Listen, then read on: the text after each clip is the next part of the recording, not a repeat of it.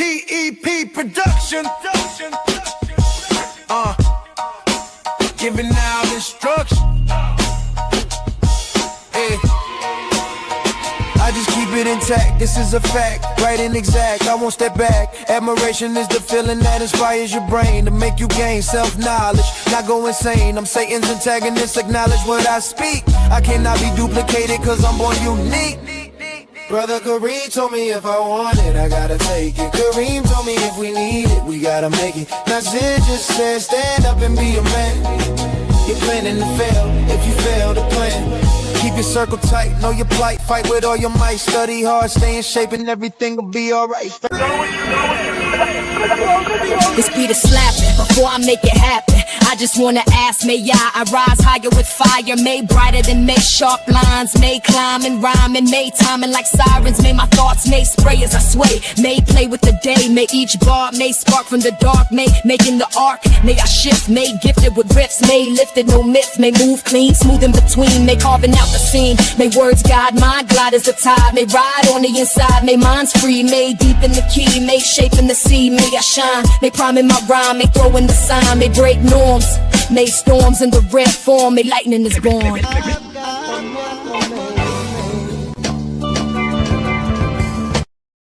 Let's go.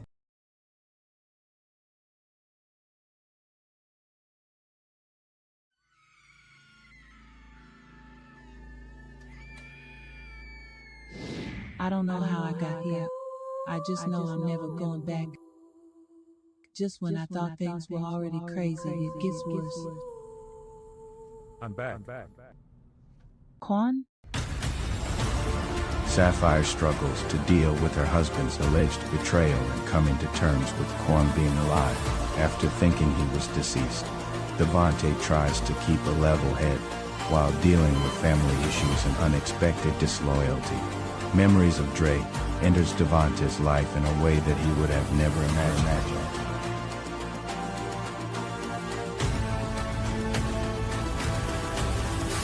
Fire Part 2, the finale.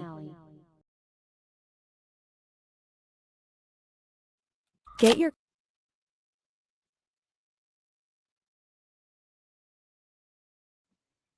copy of Fire. It's definitely a must-read. If you enjoy hood books, this one is it. Just like the title of the book, it's officially Fire.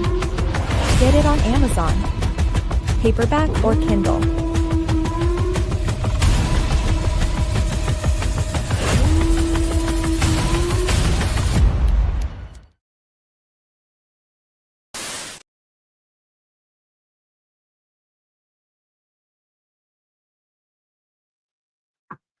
Peace. This is the Enemy's Public. I am Bro.Nasir. I am joined by my brother, T. Wriggles, this evening. Just going to do a quick chop up.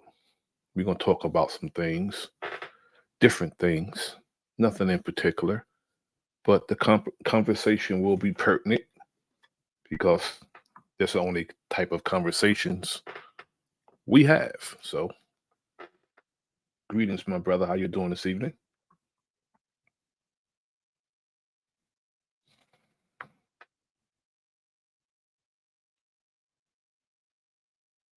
He must be away from his mic. But before we get started, are you there, brother? Thought I heard your mic. Before we get started, I'm going to get my playlist ready, and we're going to get to it.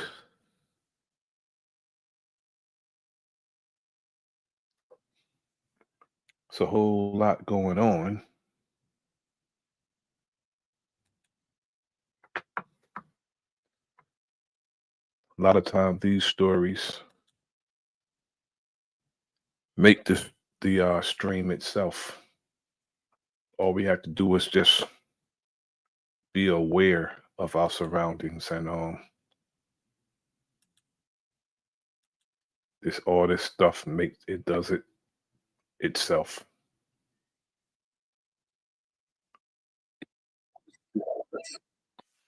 but we're gonna play some music selections first, and then we're going to get to it. The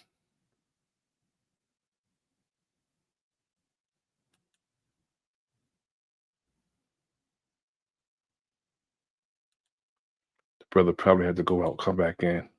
Probably had a audio video problem. Salute, my brother. How you doing?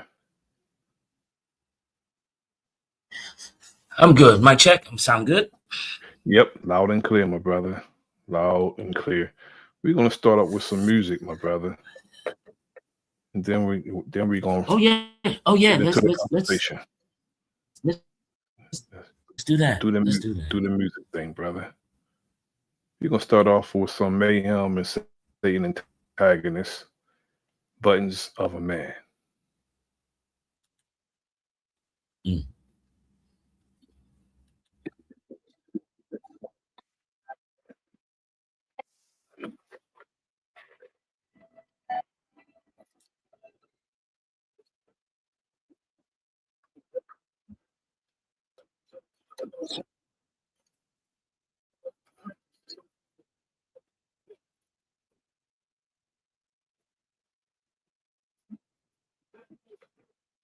Nerve, that's war.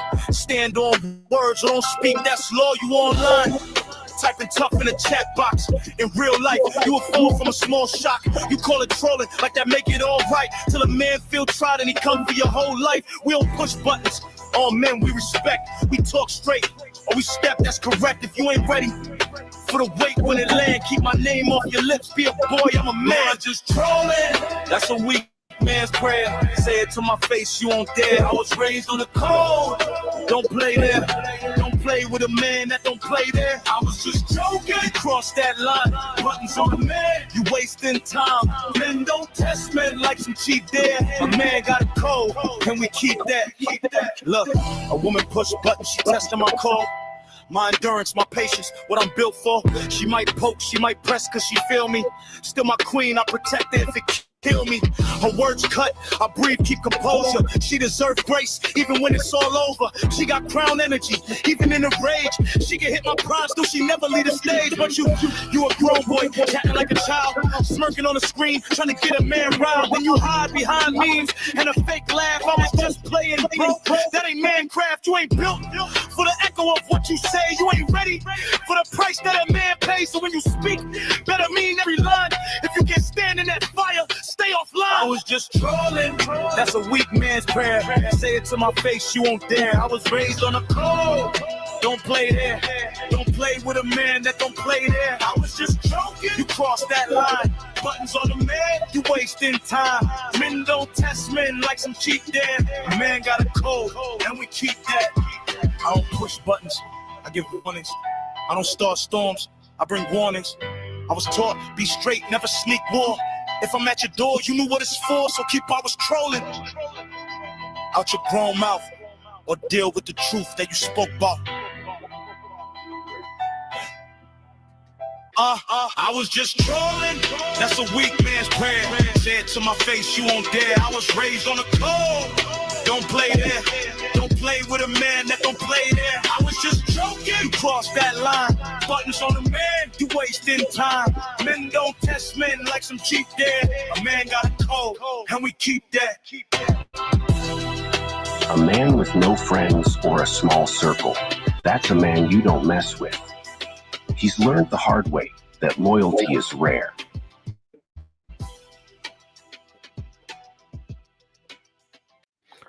My brother T. Riggles, what you think about that subject matter?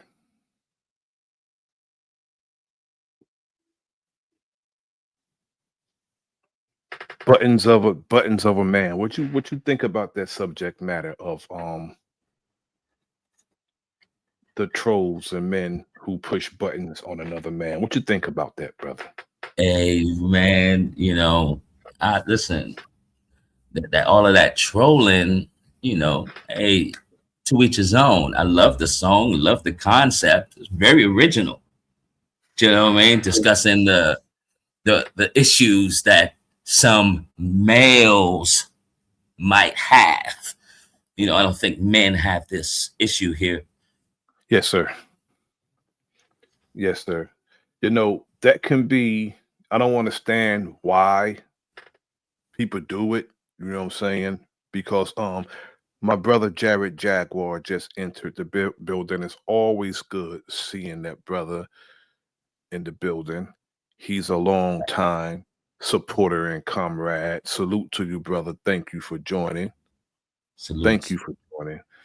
Um, it's like I don't understand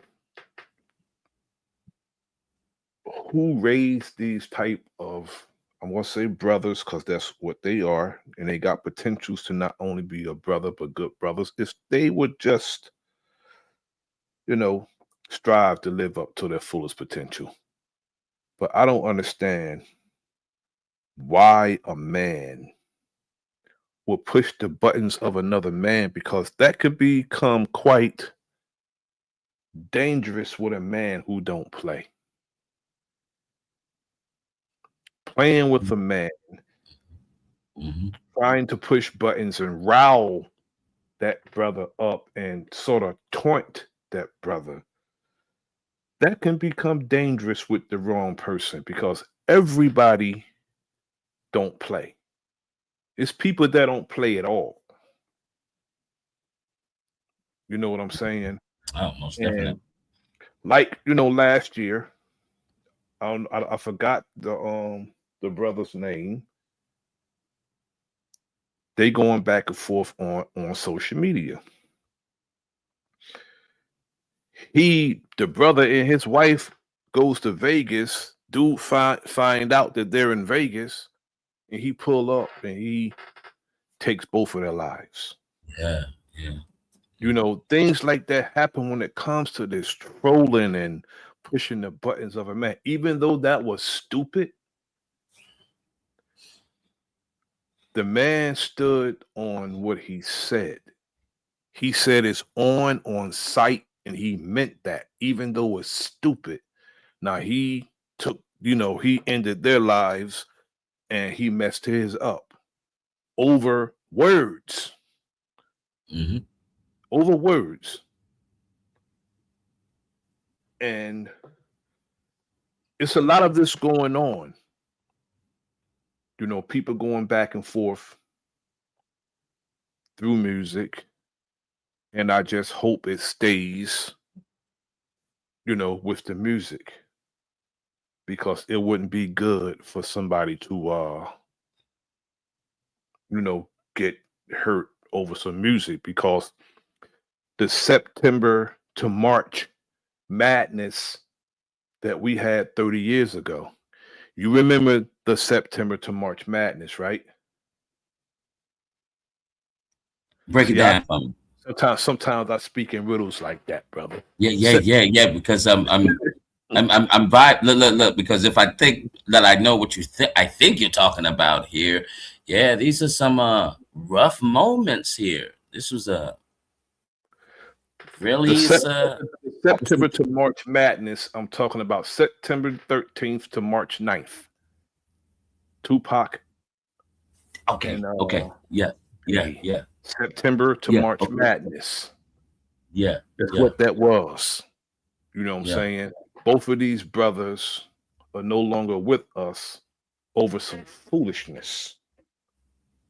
And our enemies take advantage of our vulnerability when we're going through something. They see a way in to do what our enemies do, brother.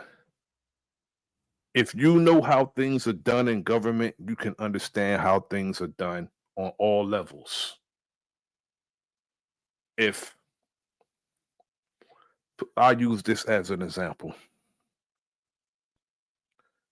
the Soviet Union and Afghanistan went to war. The Soviet Union and Afghanistan are both enemies of the United States.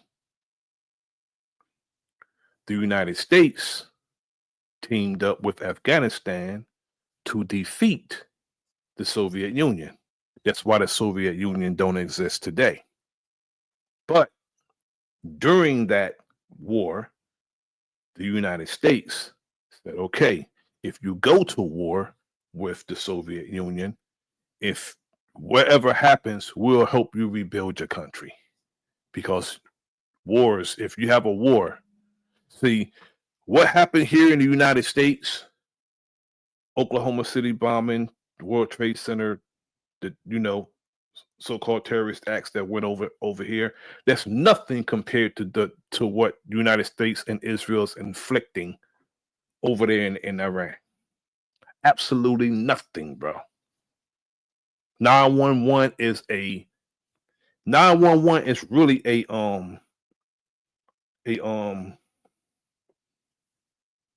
a paper cut, put it that way. Compared to what they're doing over there, 911's a paper cut.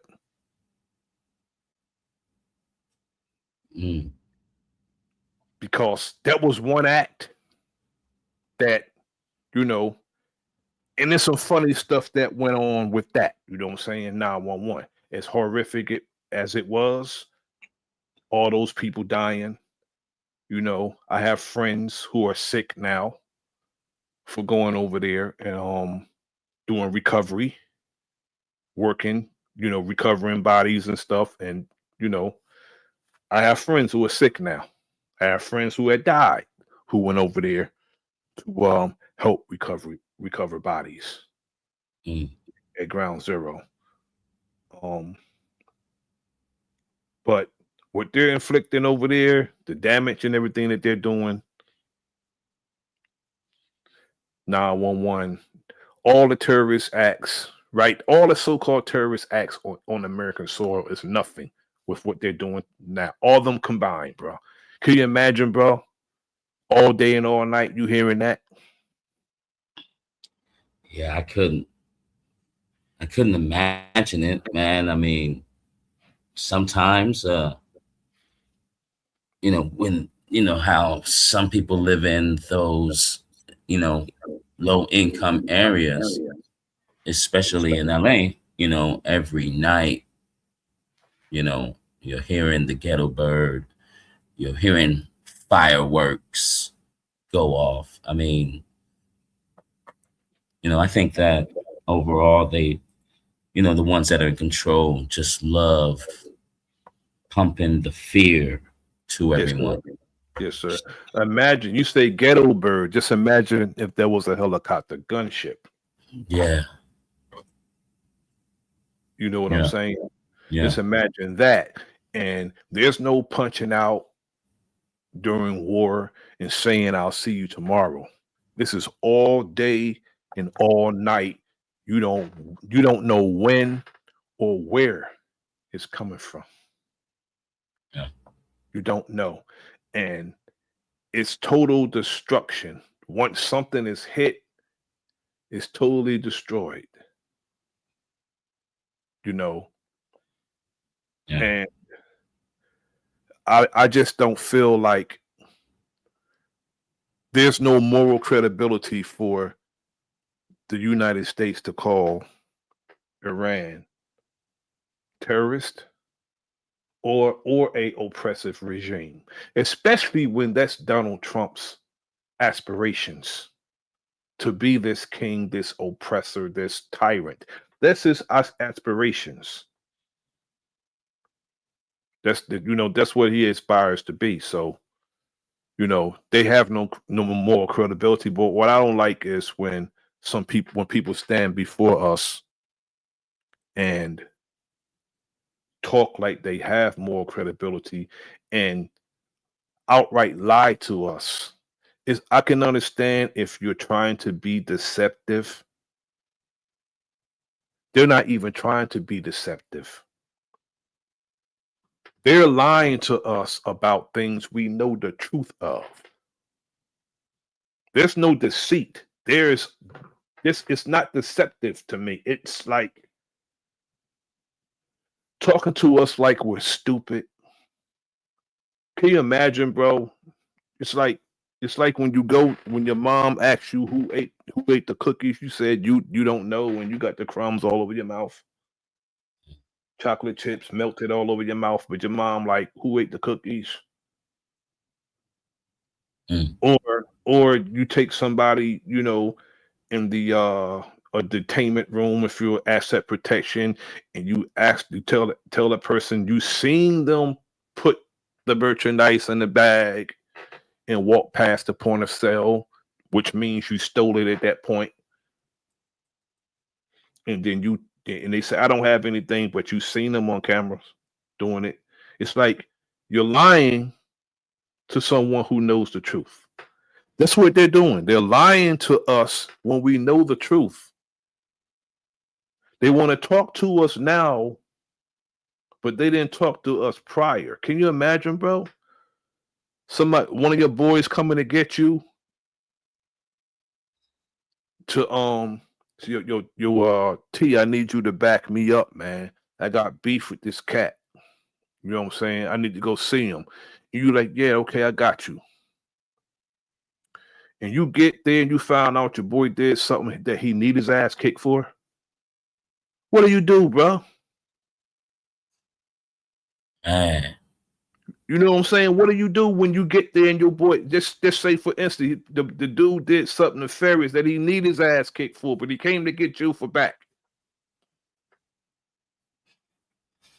Yeah, we're gonna have a very serious talk, to where, hey man, you put me in a funny position. You didn't break down all the ingredients here, Didn't and tell you you nothing, brother. didn't tell me anything. So Yes, sir. right there, you are putting my life in danger, which means that you don't care about my life at all. So Exactly. Because it's certain cats that I won't question if they came to me.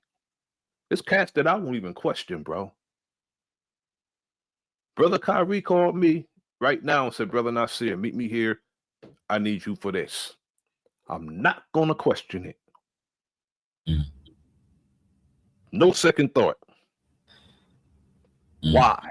Because he won't call me for no bullshit. That's why. He won't call me. I remember talking to the brother Kyrie. I'll talk about him on it behind his back because it will always be good. Put it that way. I remember him telling me, I forgot what I approached him for. He said, well, brother, if we got to do it, let's do it. If we got to do it, let's do it. If we have to jump, we going to jump together. If we going to jump off a bridge, whatever it is, we going to jump together. I'm not going to let you do it by yourself. That's what he told me. I forgot what the situation was, but that's what he told me. That's what he told me. Salute to my brother, Milestone Thoughts. Thank you for joining, brother. He said, if you got to do it, I'm going to do it with you. Why? Because that's the type of rapport that we have. I'm not going to get him out his bed away from his wife and children and possibly away from her forever. Not going to do that. And he's not going to do that to me, brother. Because we know how we get down if we got to do something. So we're not going to do that. Mm. If I can't talk you out of it, let's go. That's our mentality, bro. That's our mentality. If I can't talk you out of it, let's go. Let's go do it.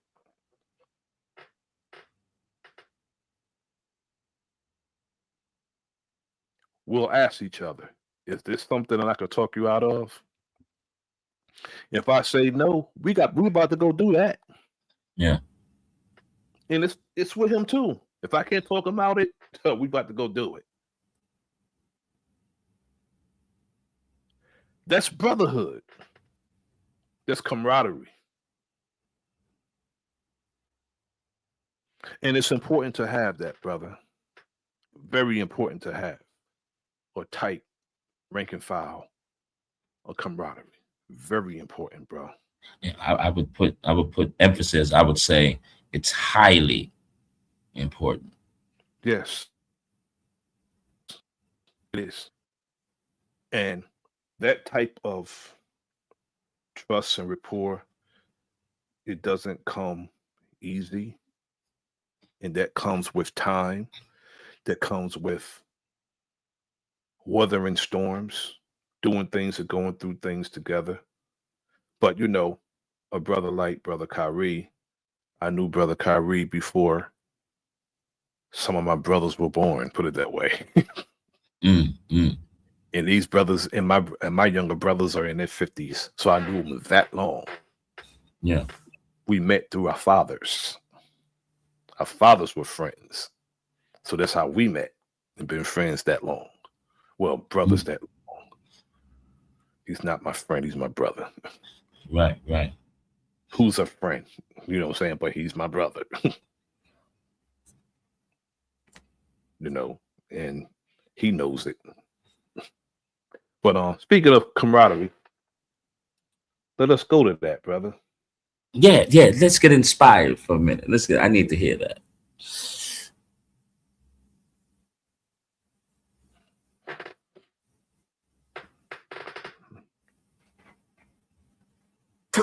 Triple one vision. One vision. One vision.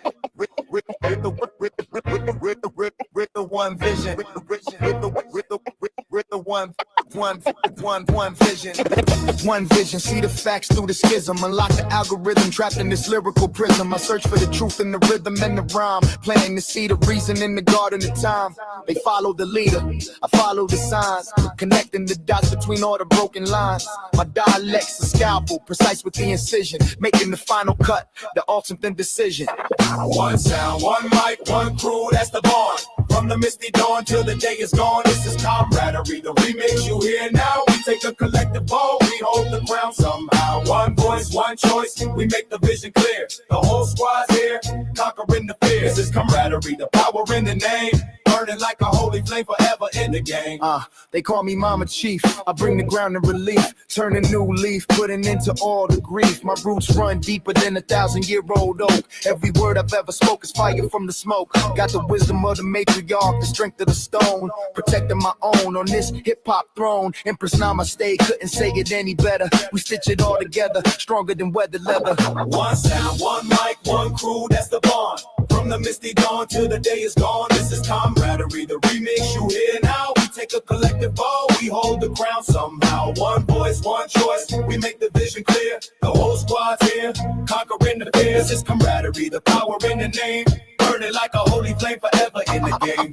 Yeah. Slide like the foxy, shining by the moon. Dropping a loony tune that makes the speakers swoon. My flow was liquid silver, my aura's a gold sheen. The slickest you've ever heard, the illest you've ever seen. Shank rock with the beat, I glide on the surface, serving my purpose, making competitors nervous. And Sparker knows the session, it's on your business seed. Just the art, the mic, the beat, and the whole team with me.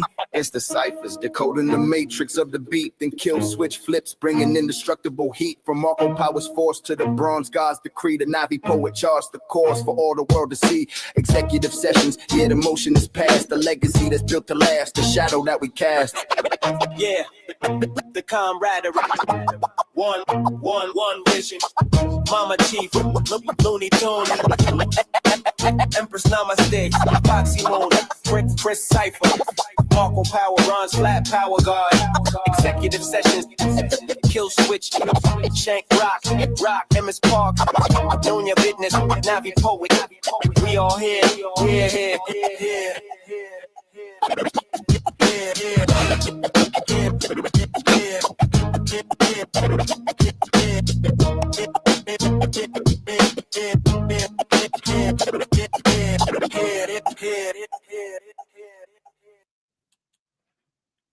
Camaraderie, brother. It's important. Yeah. Y'all thought I was done. The camaraderie, something that, you know, some take for granted, you know. Gotta have that camaraderie. And camaraderie with a camaraderie comes respect also, brother. And I don't use the word lightly. My comrade, old dude, is in the building. It's always good to see my brother and comrade. We're gonna do some music together. And that's gonna we probably be able to when we come together and do this music, we probably gonna be able to blow things off the map. That's how it's gonna be. We're gonna blow things off the map when we get together and do some music together. Myself and old dude. He got this joint he played earlier. That damn thing was crazy. the word play, the cadence and the music, that joint was nice. You know, and we're gonna do some things, myself and the brother old dude. And it's gonna be good. Put it that way. It's gonna be good. It's gonna be very enjoyable. And, you want to get into this camaraderie 2.0? I think that's the first name said on this song. It's the brother old dude. It's the first name said on this song when they start dropping.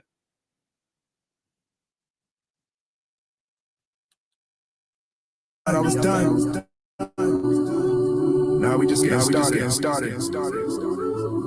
This is a tease introduction to the bass and the soul. From the east coast to the west, unfold. First I like to give family for the growth. But this is what happens when we spread love and increase the ranks. Truth is the oath. Old dude on the mic, wisdom in his voice like a scroll. Wild savage on the beat, taking back control of the whole scope. Nate Bad, dropping science, aboriginal, Israelite knowledge in the flow. Roger W, steady building straight smoke, keep the fire low, watch it glow. From the ground up, we manifested this unity, ain't no surprise. Ay. King of higher self, speaking peace, seeing through material lies. Ay. Got his dear fluff, bringing light, jazzy with the harmony and the vibe. Ay. Blending the hill in the mix, ensuring that the whole collective stays alive. Yeah. This is a camaraderie 2.0, louder than before. We gon' let them know. Slamming down the door, demanding, slamming down the door. Demanding some more, promise some more. Live and learn on the track, every lesson paid for with sweating with tears. Yeah. We ain't just making noise, we conquering the fears of the past years. Yeah. Camaraderie, family, synergy, that's the only way to be. From the concrete jungle to the highest peak. Yeah, we set the people free. Yeah. Used to walk the streets alone. Now my squad is thick and deep. Every single member holds a code. Promise says we gotta keep. From the cypher to the studio, the energy is pure, the intention is clean. Pushing back against the darkness, showing them what a true collective means. No fake handshakes, no backstabbing, just genuine respect and loyalty. We sharing resources, sharing knowledge, building up a royalty. They try to dump bodies, try to conquer, but the foundation's concrete now. We elevate the frequency, watching every seed we plant and start to sprout. Yeah, this is the camaraderie 2.0, louder than before. We gon' let them know. Slamming down the door, and then it's slamming down the door. Demanding something more, demanding something more. Live and learn on the track, every lesson paid for with sweat and with tears. Yeah, we ain't just making noise, we conquering the fears of the past years. Yeah, camaraderie, family, synergy, that's the only way to be. From the concrete jungle to the highest peak. Yeah, we set the people free. Check the blueprint, check the motive, check the heart behind the sound. This ain't manufactured hype, this is movement on sacred ground. We unified, energized, ready for the next level leap. Plant seed of consciousness while the competition sleeps. Camaraderie 2.0, that's the title, that's the truth we hold inside. We ride together, we fight together, nowhere left for us to hide. Peace, yeah. Peace to the family. Yeah, we in this together. Our struggle is constantly and continuously against the oppressor and against all in us, which is in contradiction to our values and the choice we've made. We out. Yeah, and that's the truth. Dr. That's true. Khalid. Dr. True. Khalid, bro. A brother that I had the pleasure of being around and soldiering with. Good, strong brother who loved his people. As per our conversation earlier, brother, on our many talks, a lot of our people, we like to hear strong voices, but most people, they know of Dr. Khalid only of what he said, but they don't really know the man.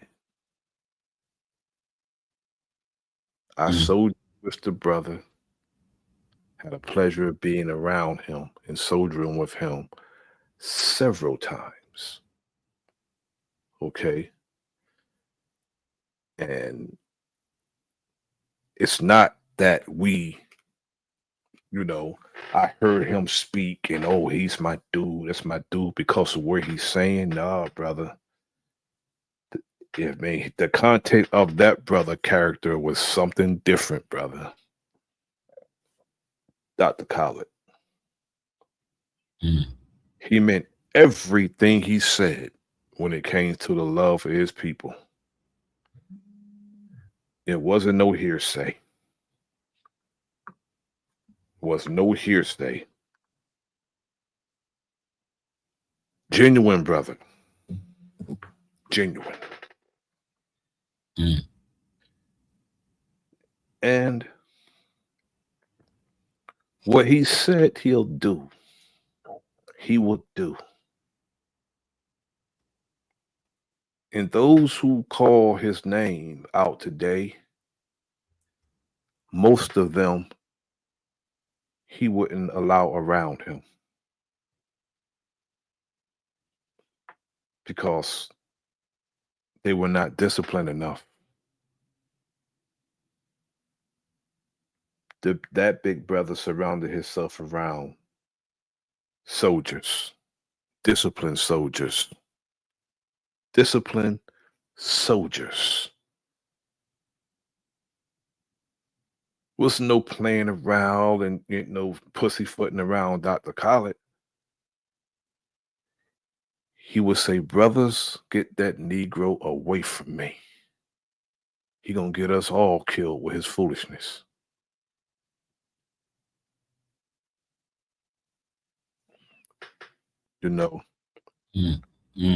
It's been 26 years. Been 26 years. Wow. Since the passing of Dr. Khalid, been 26 years.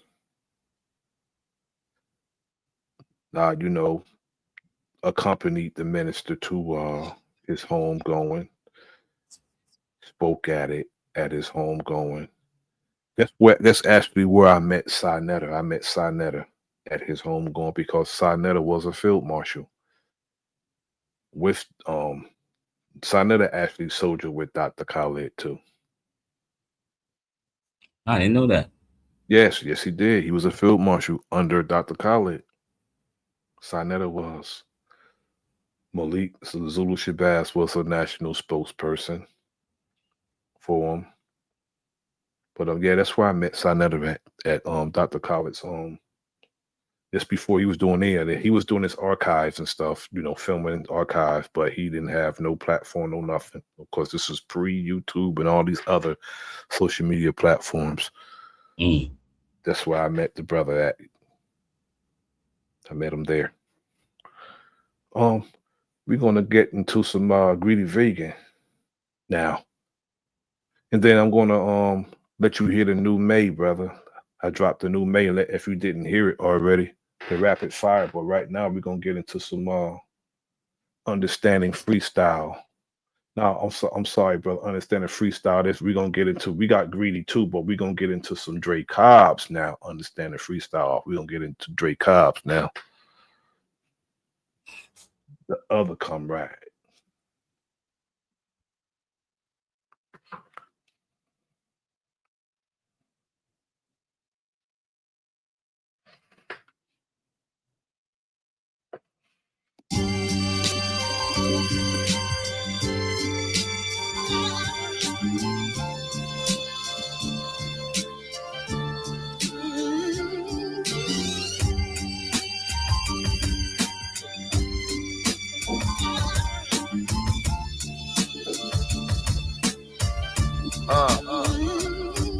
Yeah.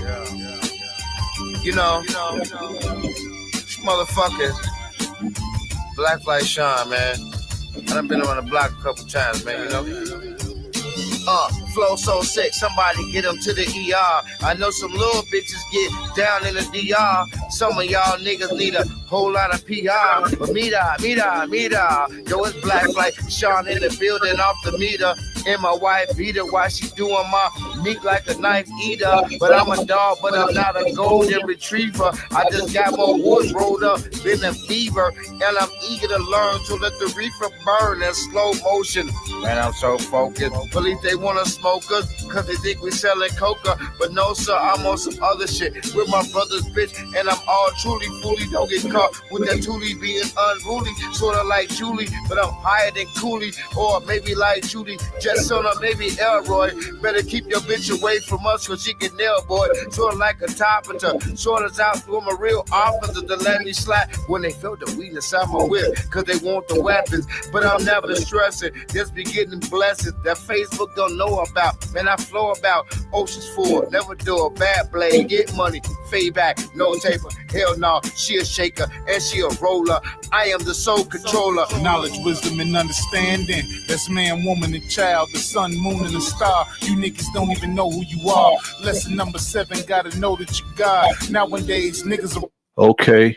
120, 120, 120, 360 degrees. Okay, let's go. run up on me and won't hold the applause. They make the law so they can break the law. My rhymes like coke, I'ma give it to you raw. They killed Malcolm and Martin. They murdered Laquan. I'm talking centuries of mind torture. That's why when I bring the heat, it's gonna be a scorcher. People dying just to cross the border. So light your torches and let's come together like Bobby Seale and Huey P. I ate the fruit from the forbidden tree, and now I'm reborn like I stepped out the Dead Sea. And let my sword swing and sting y'all like a killer bee. I'm more than just the letters in my name, D-R-E. I got the knowledge, 360 degrees.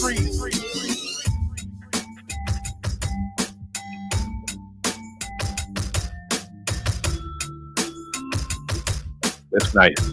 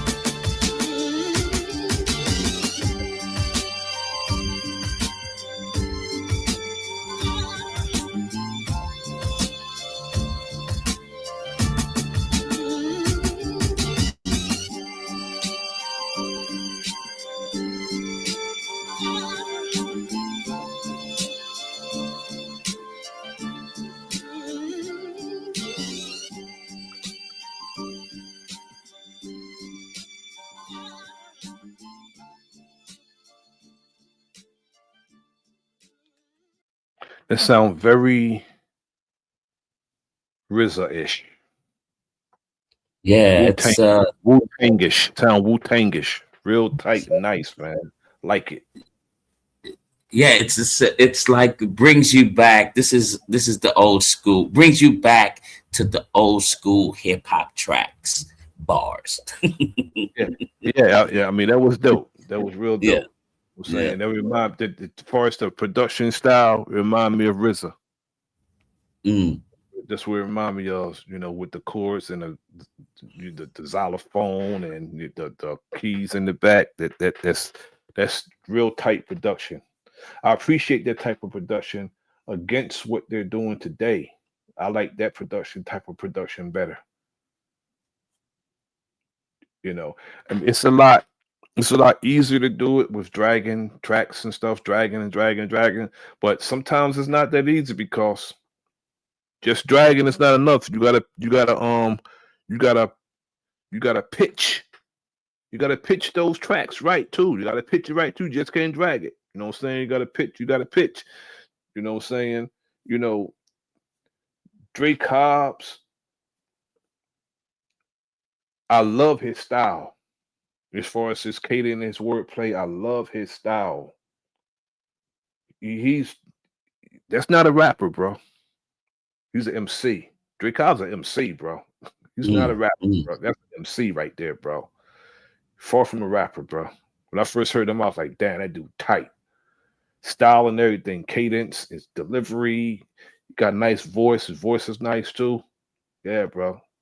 Bro, nice, man. Bro's real nice.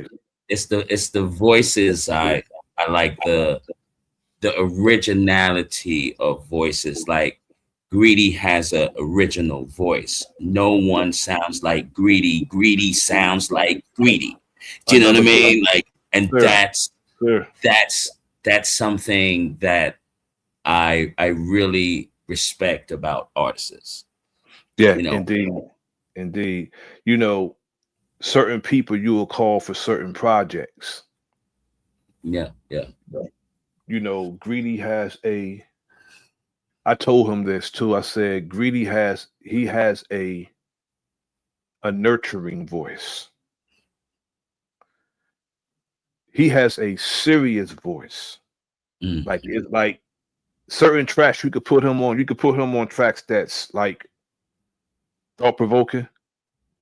You could put them all on that track, on that type of track, but you could he could put him on tracks that's thought-provoking.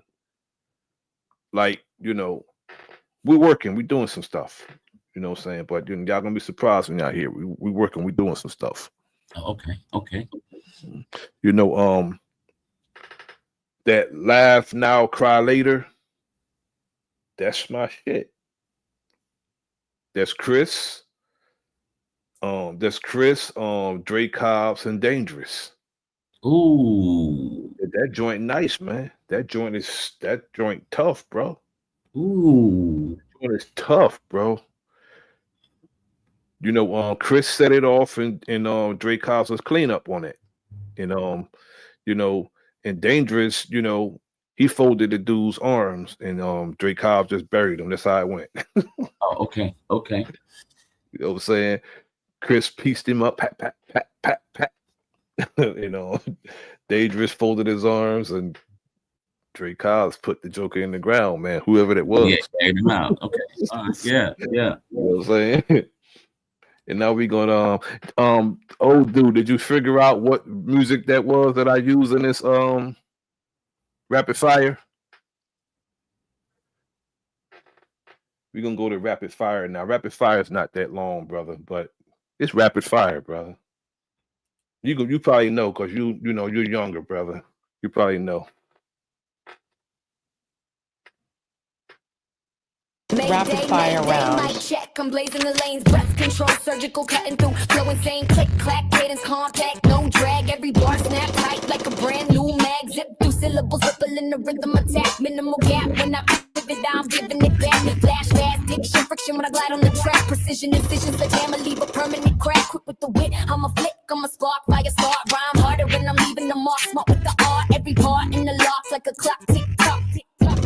You'll never see when I talk. Heavy thread that I spread, well bred, well fed. With the venomous pen, make a sentence feel dread. Accelerate, detonate, never late on the phrase. I levitate on the track, demonstrate how I blaze. Calculate every break, every breath that I take. Then I lace it with fire that's the great. When I fake, too sharp, cut clean, redefine. What's the divine. Mayday, fast flames, set the pace you can't time. In the zone so cold, but it burn like the sun. Double time when I rhyme, I'm just having some fun. No stutter, no clutter, cutting through with the flow. But it's smooth when I move, I just stay with the groove. Too tight, never bite when I'm spitting the rhyme. Original and individual will never decline. Mayday, yes, I'm the signal they send. When the tempo too slow, I'm the fix in the end. Rapid fire, emphasis on the fire.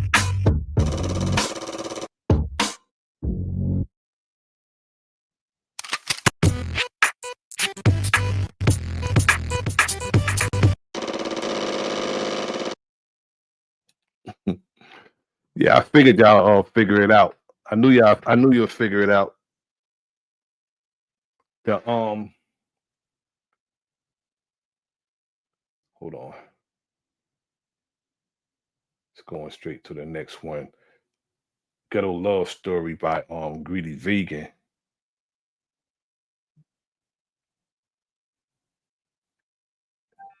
This joint is dope. Yeah, like I said, he got one of those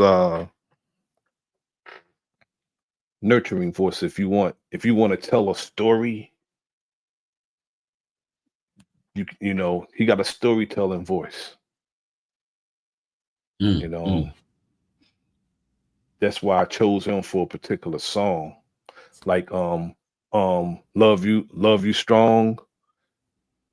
My son had the voice for that, the one with Mayday. That's why I said, you know, get on this. He got on it. He ripped that shit, man. It's my son on that Love You Strong with Mayday. Yeah, he nice. He nice. But we're gonna get into some Ghetto Love Story. I would like to remix this with a Jaheim beat and just do what I do to it. The Ghetto Love Story. I would like to take that. I like to remix this. You know, that Ghetto Love Jaheim stuff.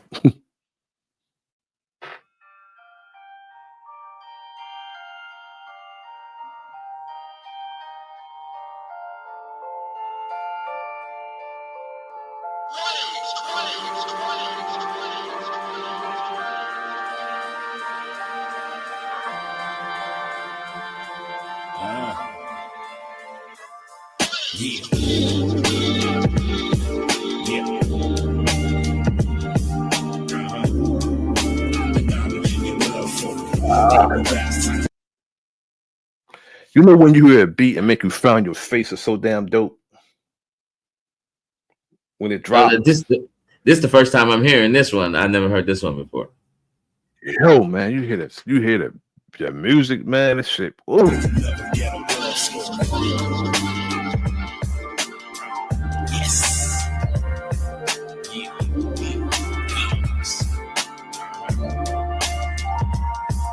Hoop with the king, come through in the coupe with the queen, and we both Drake. Yeah, we done made truth of a dream, unusual thing. We have our connection is strong, floss together. Can't a hater tell us we wrong? Jealous get on, flee from the wifey and me. We about to shit on the world and live trife as can be. We gon' shine, baby mama earth for my roots, looking gorgeous as ever. Been in love since our youth, each other's boo. Love it when you let me have my way with it, throwing it back. We all night and all day with it, damn they overlay in it. Natural chemistry, our mixture is perfect, like Coca-Cola hit with Hennessy. My pain's best remedy, lovable best friend to me. Just us and the most high, we something like the Trinity. You give me strength to forward on in this crazy world. Just the thought I'm holding on with my baby girl.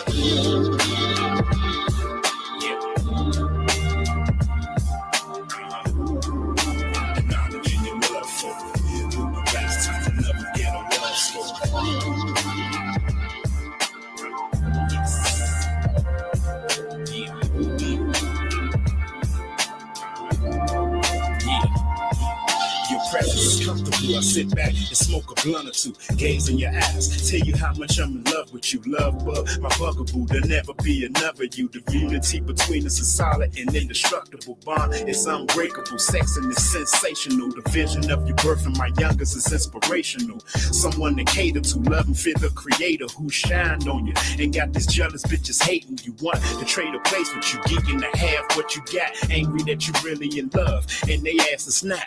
Continuity, humbleness over scrutiny. The best part about us is feelings we share mutually. Forever true to me, prettier than your beauty be. Without you by my side, there's no more this earth can do with me. Your silent loving ways drive a thug wild. Now come and give me some, let's make another love child.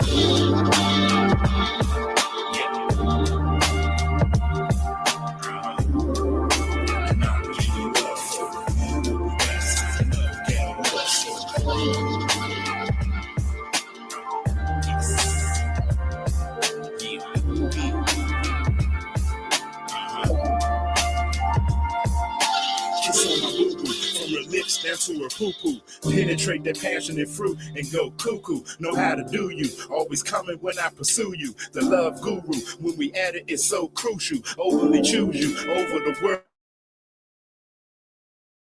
Fuck them all, Shaw. When I know your love got me, it's incredible. Mama told me say never, but I'm telling you, I'll never have you outside of my schedule. I want the best for you, some baked fish with steamed vegetables. Beach house chilling with your king laid up next to you. You get your blessings too, you deserve it. You've been forever true, exceptional, kind of woman. Yeah, I confess to you, we so connectable. Being apart is unacceptable. Most respect for you, only woman I show affection to.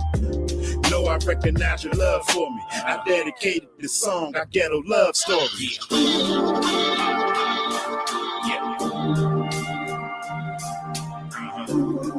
Acknowledging your love for me. We dance to another ghetto love story.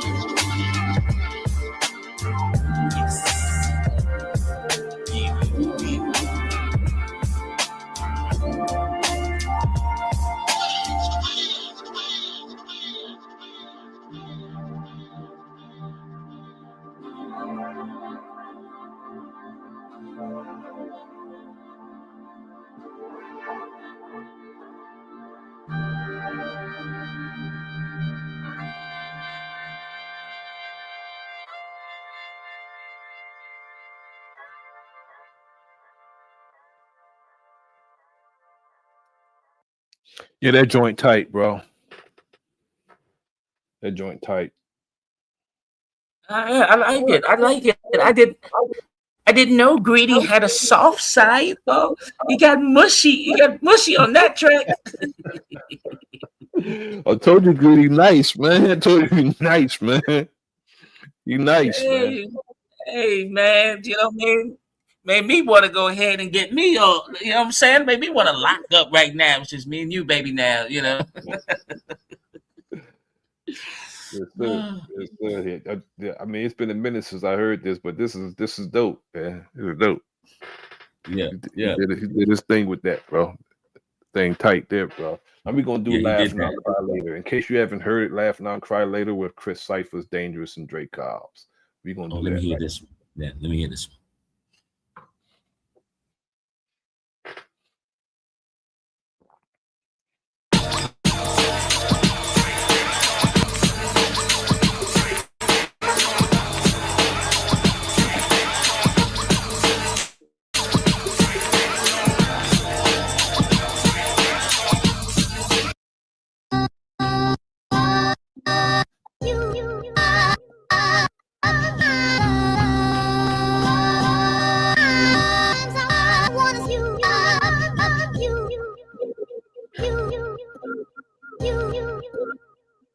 This that Nickelodeon, Mary Jane and Opium, fresh from the FedEx, yes, we got a load of them.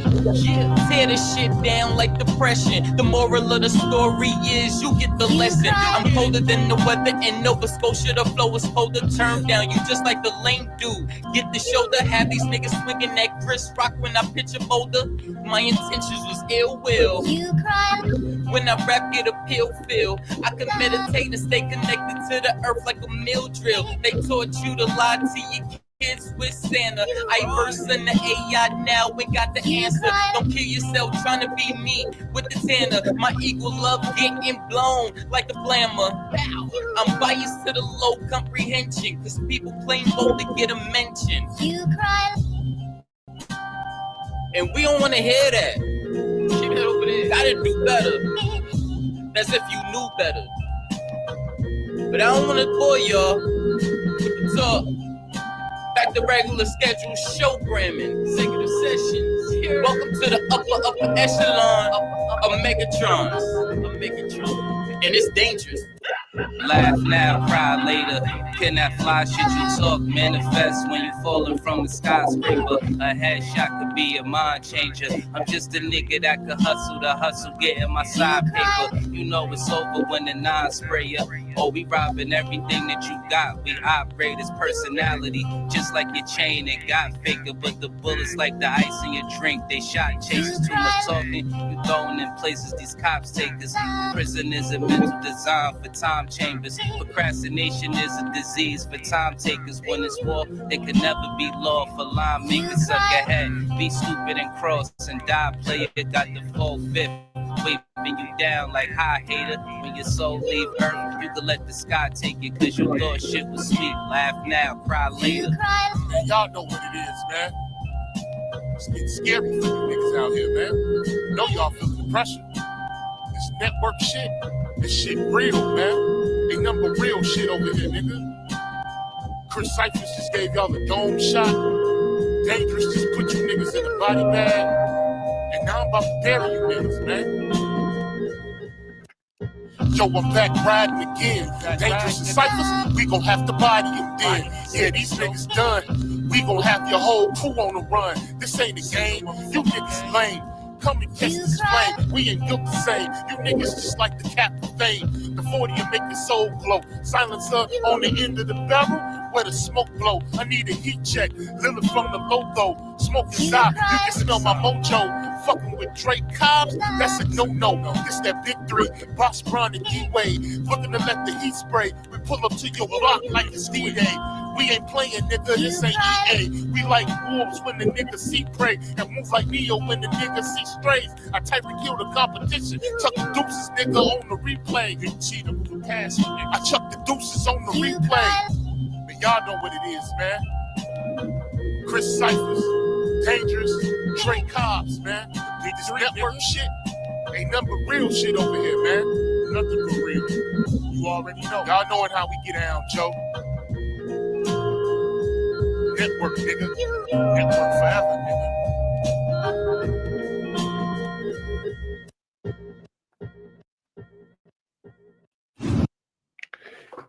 Yeah, laugh now, cry later. That's my joint, man.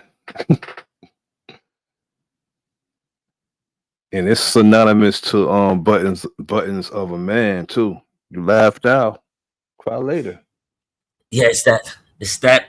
I totally felt the East Coast cold weather in that one. That was real nice and easy and smooth with it. You know what I mean? That's what I felt right there.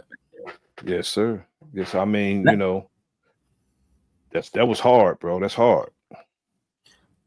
You know which one I like off of Drake Cobbs, man? And the first time I heard Drake Cobbs track was on Phillies, but there was the one I heard when he made for Mama Chief. Yeah, that joint is nice. That joint is nice. Ooh, I like that. Yeah. That joint is nice. Yeah. He got a lot of good joints though, man. We Still Here. I mean, I got all this stuff. I play it every so often. Yeah. You know, I just, hey man, just for all the brothers, you know, Cyphers, you know, and Greedy and Drake Cobbs. Look, man, look, just put me in the video, man. I just want to be in the video. If you need some ad libs, you know what I mean? I got some sound effects for you, you know. Yay, all of that. Yeah, I got you, bro. I forgot the name of the new joint. It's a new joint that Drake Cobbs put out. I mean, it's so hard. I mean, I got it in the playlist, but that damn thing is hard, bro. I was like, you know, because I appreciate the when I hear like the elements of hip hop in the song, it sounds real. I mean, it don't sound like it don't sound like rap. It sounds like hip hop. Mm. It's easy to just rap over beat, you know what I'm saying? But these brothers is not just putting the beat on the rapping. I mean, this is tight production, bro. Tight production. Mm. Like, I heard the joint that old dude played on his platform earlier. That joint was so dope, man. It was Nation Building 101. You got to hear it, bro. I wish you put it in the chat so I could play it. That damn thing tight, bro.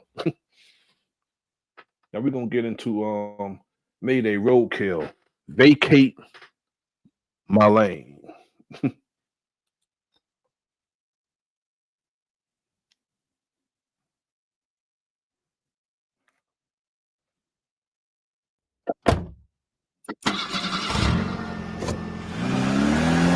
Y'all better vacate my lane. It's Mayday, payday. I'm the flag raiser. Y'all just break under strain. Clock in, knock kings off thrones with these skills, no delay. Every bar's a bumper hit. Opponents looking like roadkill, no play. Sirens in the sky, but they ringing out for you. It's true. You call that a flow, I call it something. My tires rolling through. March on your squad like FO. I take your streets back. What you gonna do? My punchlines unionized. Whole team ready to attack. Coming for you. Mayday. I don't play. I rally with the purpose. Deep and true. You surface level rappers. My rhymes deep like the furnace coming through. Step to TEP. That's a guarantee. No 3-year-old. You on the asphalt flat certified MC roadkill. What's new? I'm the labor of a legend, grind heavy, spitting truth for all to see. You the leftover crumbs, bombs from a cipher in your youth, just history. I'm vicious, eat these rhymes, they delicious. Come learn from me, you may learn a thing or two. It's mentally nutritious, set your mind free like Ice Cube in the 90s. I kill it with ferocity, coming through like a Mack truck. Get out the way, you'll be roadkill. That's my decree. That's my decree. Mayday, I don't play, I rally with the purpose deep and true. You surface level rappers, my rhymes deep like the furnace coming through. Step to TEP, that's a guarantee, no 3-year-old. You on the asphalt flat certified MC roadkill. What's new?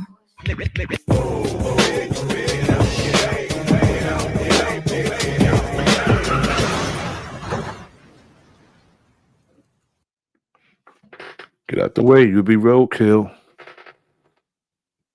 You know, the brother Voodoo Child, the song he has,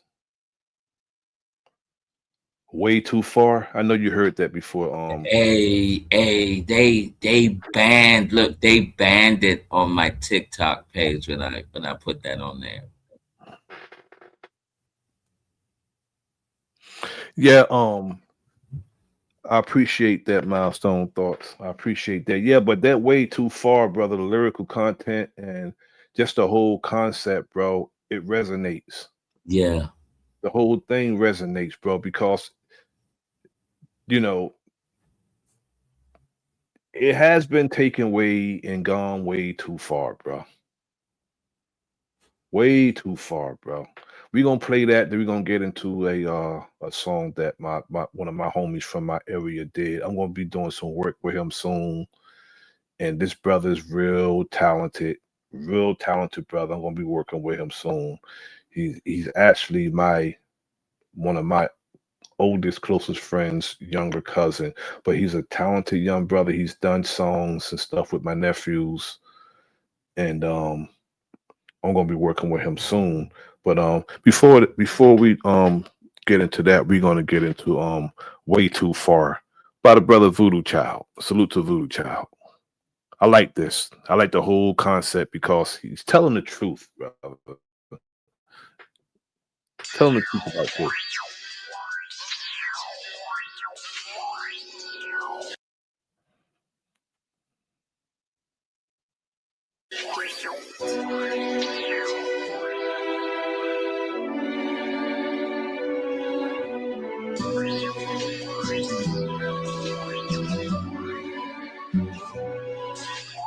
How in the fuck is you hustling with this gram?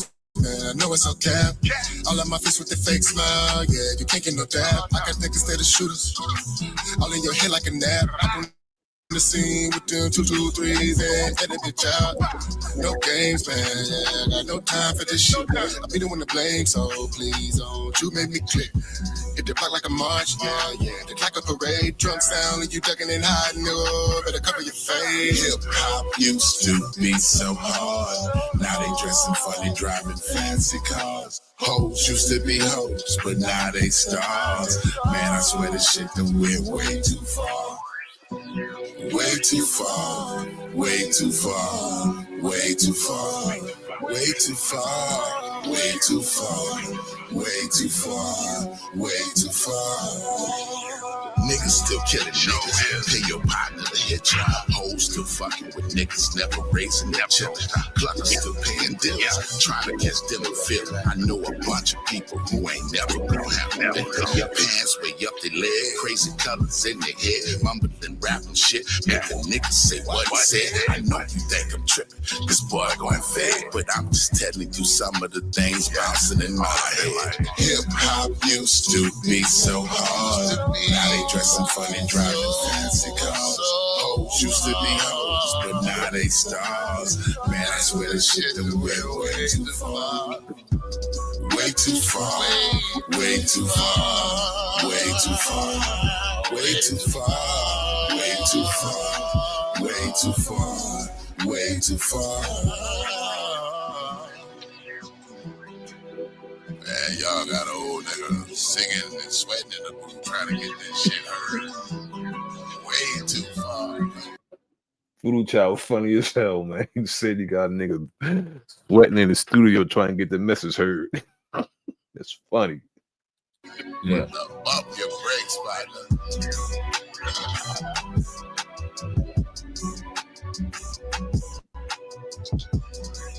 That's hard too. Man, just looking at the concept, bro. Yeah, and just seeing all the Some shorty from last week. Shorty be bugging, man. Man, hater. Yeah, I know. Hit me on Facebook, wild too with the I know, posts. man. I'm trying to pick my brain. All in his feelings, man. Yeah. Word up, you Yeah. know? Yo, look at this. It's on right now. Yeah, this my, one of my younger homies. All of them actually from my area. They just, playing the roles and everything for the video. I think this is real hard. This is hard, bro. And I'll be doing some things with him soon. Real talented brother. Oh, you were saying, Brother T? Oh no, I was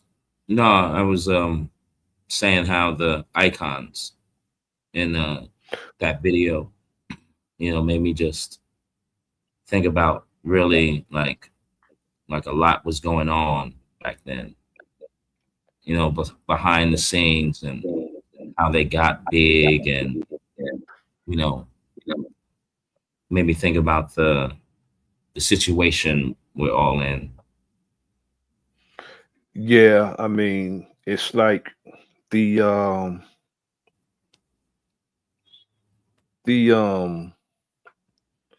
hip hop artists and entertainers all together. If you look at the video, how they were subjected, and some of them clowning themselves, and brother, I mean, I thought we was crazy when we was wearing those big gigantic gold ropes, but what they wearing today, bro, is just crazy. Yeah, it's just crazy. I'm not going to buy. I don't care what is, who made it. I'm not buying a pendant of a clown. I'm not wearing a clown on me, bro. Just not doing that. I'm not putting on. I'm not wearing no hair besides my own. Period.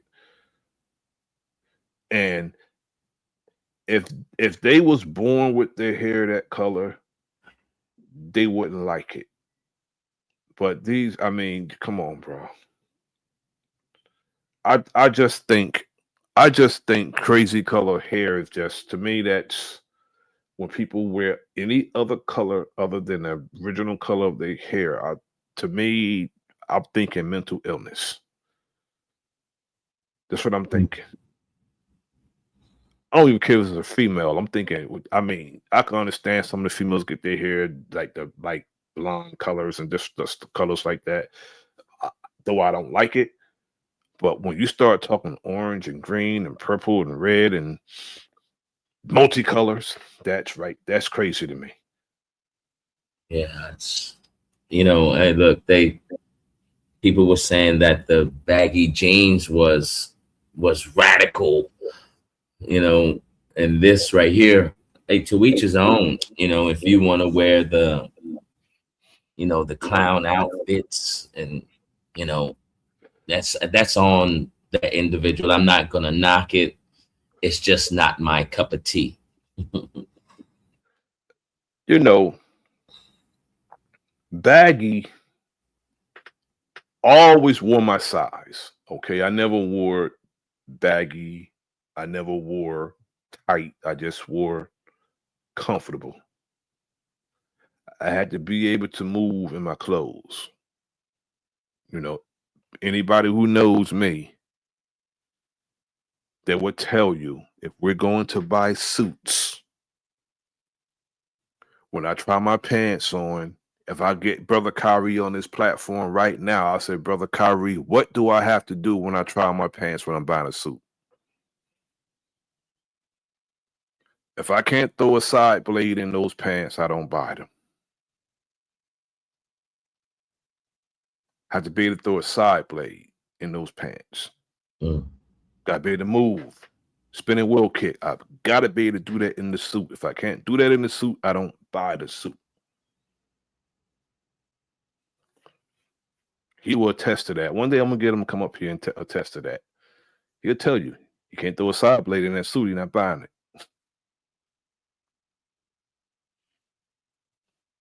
Yeah, I never really felt,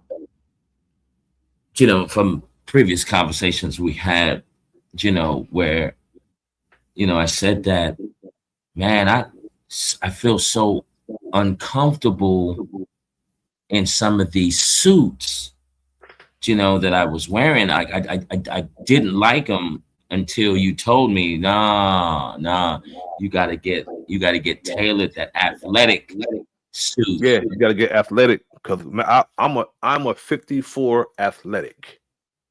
That's my size, 54 athletic. Yeah. I can't wear a regular 54. I have to be athletic because of the shoulders and the arms and the back. Have to be athletic. Mm. And the pants, of course, 6'4". It's got to be long.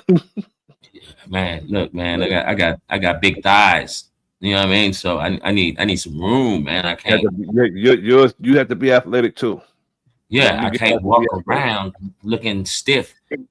And crazy story, like the skinny jeans and what was happening to the youngsters when they was wearing the skinny jeans. They would have to go to the doctor because what ended up, some of their testicles were getting tied up or something. It was like 3 football players that went through that, and it was just like, yeah, because y'all wearing the skinnies. The denim, the blue in the denim is dye. You can't have that close to your skin like that, man. Just dye. And then, among other things, with wearing tight clothes. I can't wear tight clothes, bro. Nah. Just can't. I don't wear tight clothes. It got to fit the way I want. It had to fit to my comfort. And when I buy jeans, it has to be relaxed. I always get the relaxed. You always have to be relaxed. I can't wear anything tight. I've got to be relaxed. We're going to get into this my rack joint, man. The homie from New Brunswick.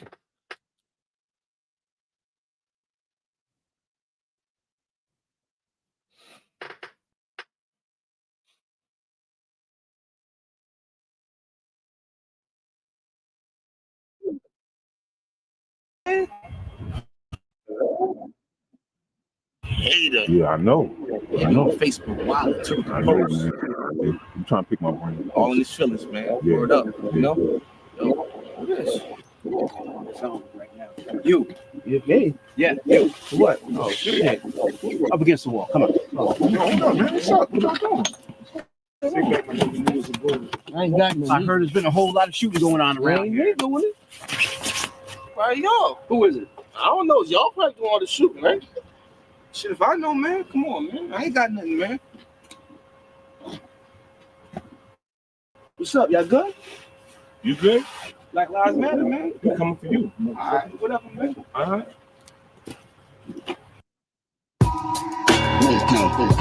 Street knowledge. Avians presents you miraculous. City to city, state to state. Street knowledge.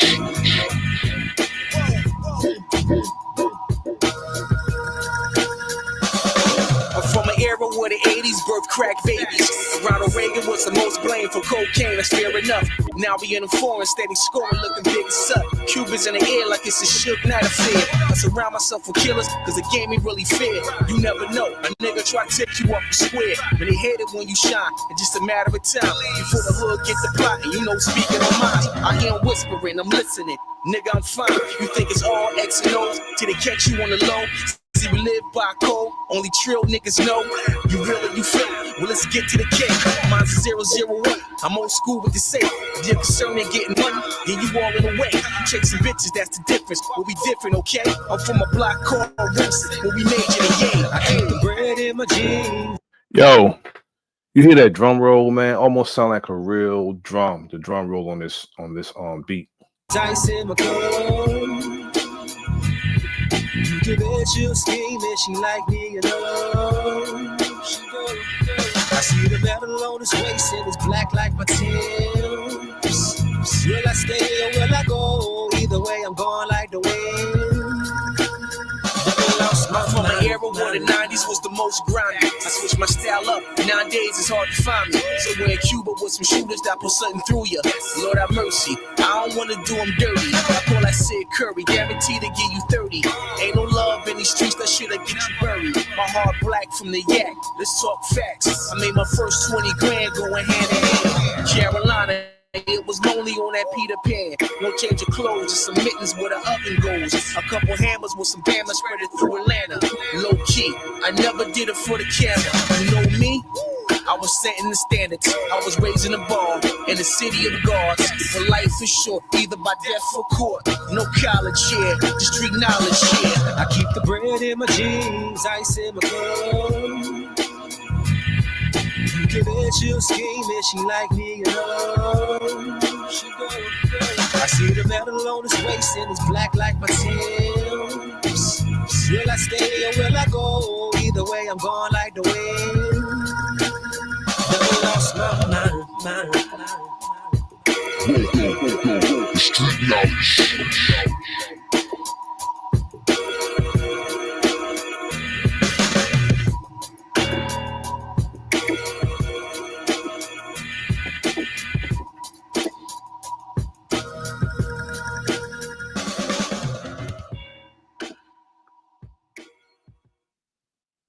Big guy, what's up, man? What's up? Down 16, man. Down 16? 16, man. 16? Need it. Got you by the end of the day, that's my word. That's it, man. Yeah. This cat right here with the hat on, I grew up with him. He's younger than I am, but his brother was my DJ when I was emceeing. His older brother was my DJ. And they're cousins.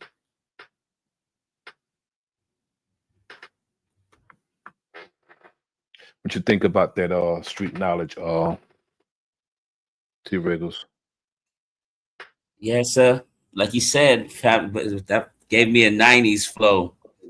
You know, because this is the East Coast thing. So it's yeah. It's kind of dated. It's kind of dated. This is not new. This is dated. I just like it. Because the way it sounds. And it sounds like somebody's playing a real drum over the program drums.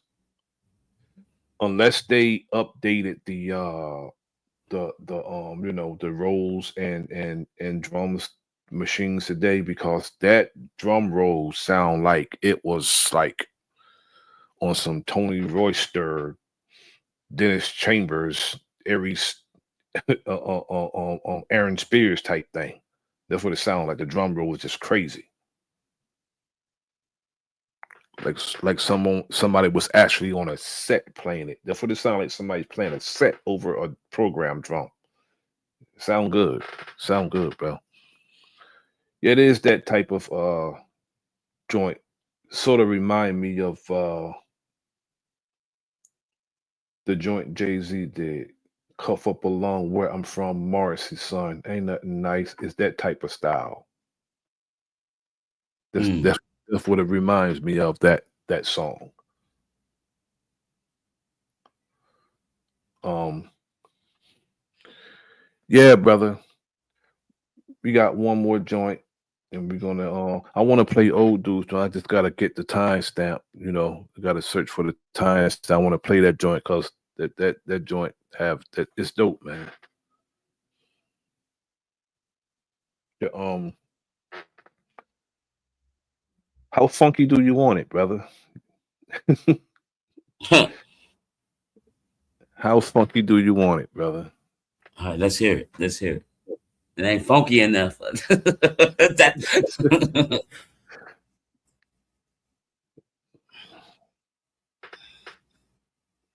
How funky do you want it? Tell me how funky do you need it? From the front to the back now. We gon' turn this thing out.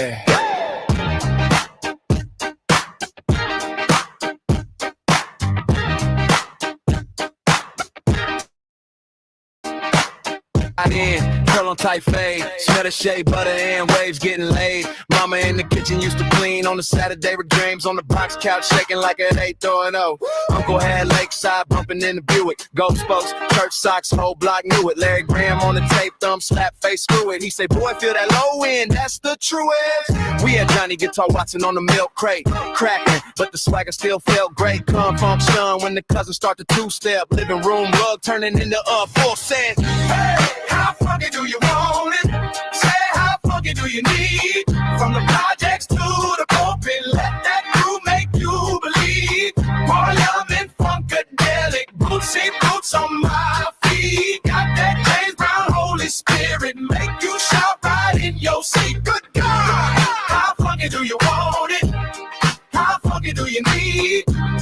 If you really wanna get it, come and get down here with me. Granddaddy in his chair doing small moves. Eyes closed, but his shoulders still feel groove. James Brown on a scratched up 45 every make the whole house come alive. Mama hit a step while she stirring that pot.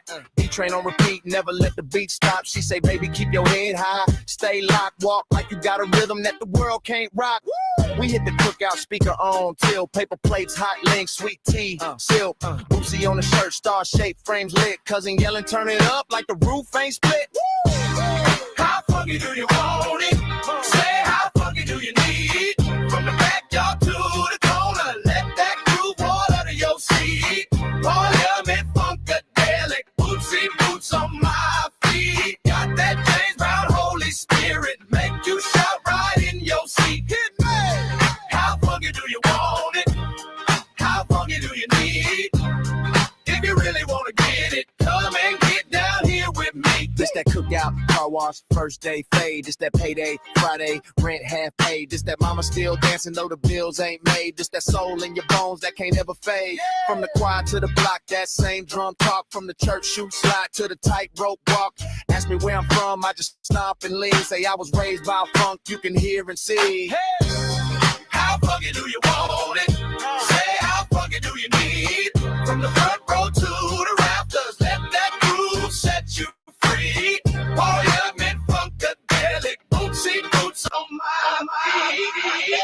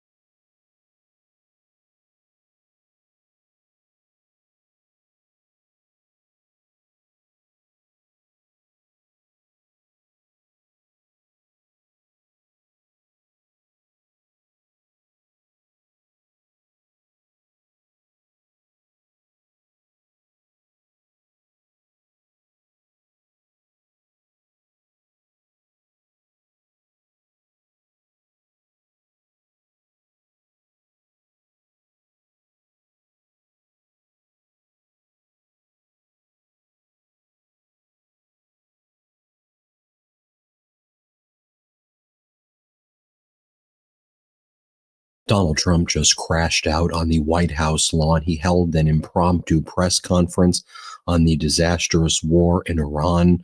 And folks, this press conference was utterly humiliating. This follows the ultimatum by Vladimir Putin to Donald Trump that if the United States stopped helping Ukraine, then Putin said that he would stop helping Iran target American troops.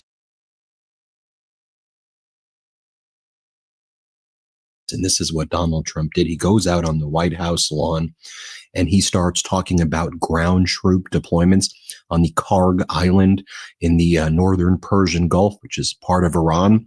We know that we have thousands of troops that are moving there, Marine Expeditionary Units. And Donald Trump says, well, because I have 100% support right now, then I think that, that's all that matters. What do you mean you have 100% support? What in the Kim Jong-un hell is this? Here, play this clip. Polls have shown that MAGA is essentially unified behind you, as are Republicans when it comes to Iran. There's been reports that, the United States might be sending 2,500 Marines to the Middle East. Are you concerned that a move like that could potentially change? Thank you, old dude. Thank you. I appreciate you telling me that you can't, that you can't hear me. No wonder my brother T. Riggles wasn't answering me. He can't hear a damn thing I was saying. I don't know how I got muted. I don't know how that happened.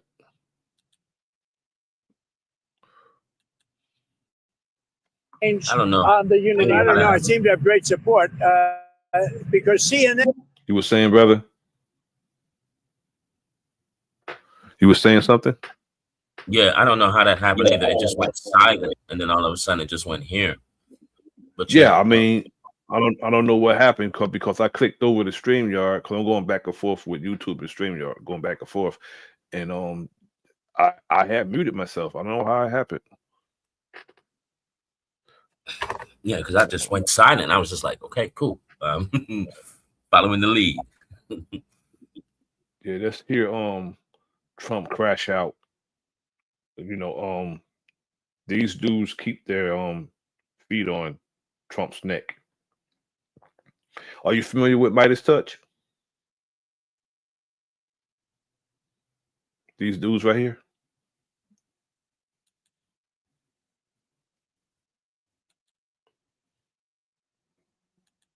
CNN came out with a poll today that I'm at 100%. And they said they've never seen a poll like that. The CNN poll said I'm at 100%, and they've never seen that before, which is an honor. I was impressed that CNN would do that. But as far as troops are concerned, I can't tell you what we're doing. I mean, what are you talking about? Polls have shown that MAGA is essentially. This dude, this is what he's saying. He's saying he's surprised to hear that he has 100% approval. He has an 100% approval rating. This is what I was talking about earlier. About we knowing the truth, he'll come out and he'll lie to us anyway. This is why I do not like politicians.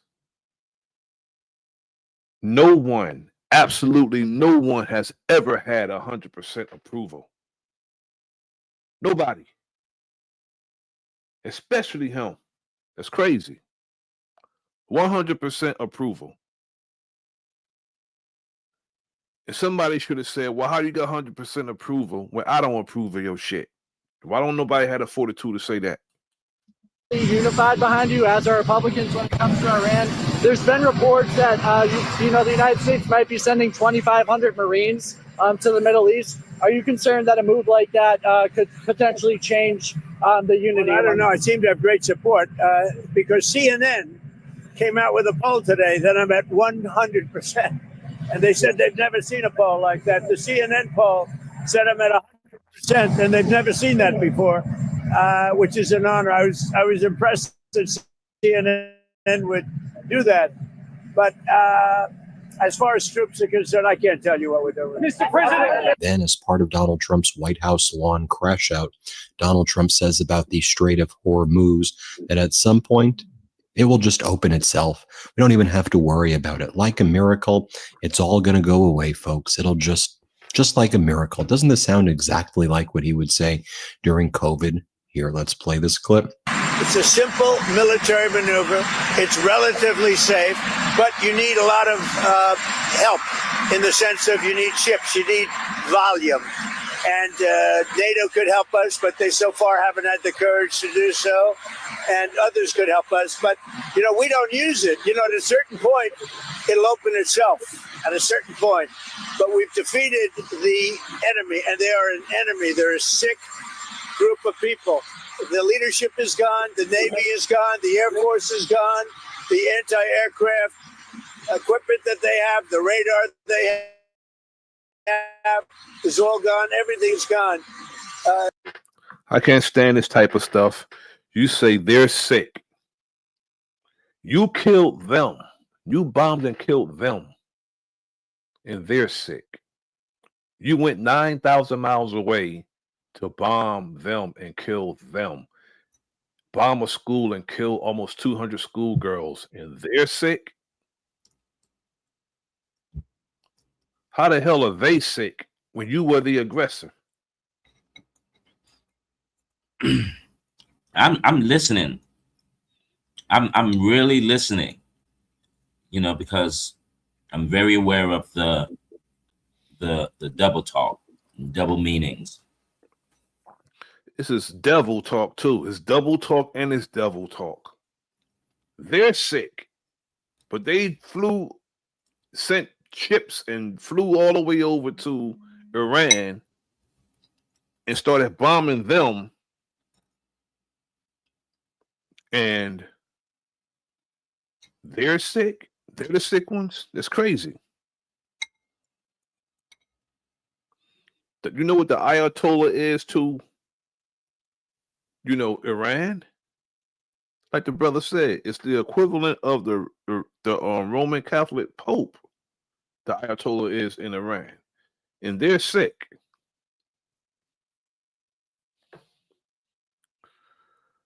That's crazy, bro. It's like Flavor Flav calling Shabba Ranks ugly.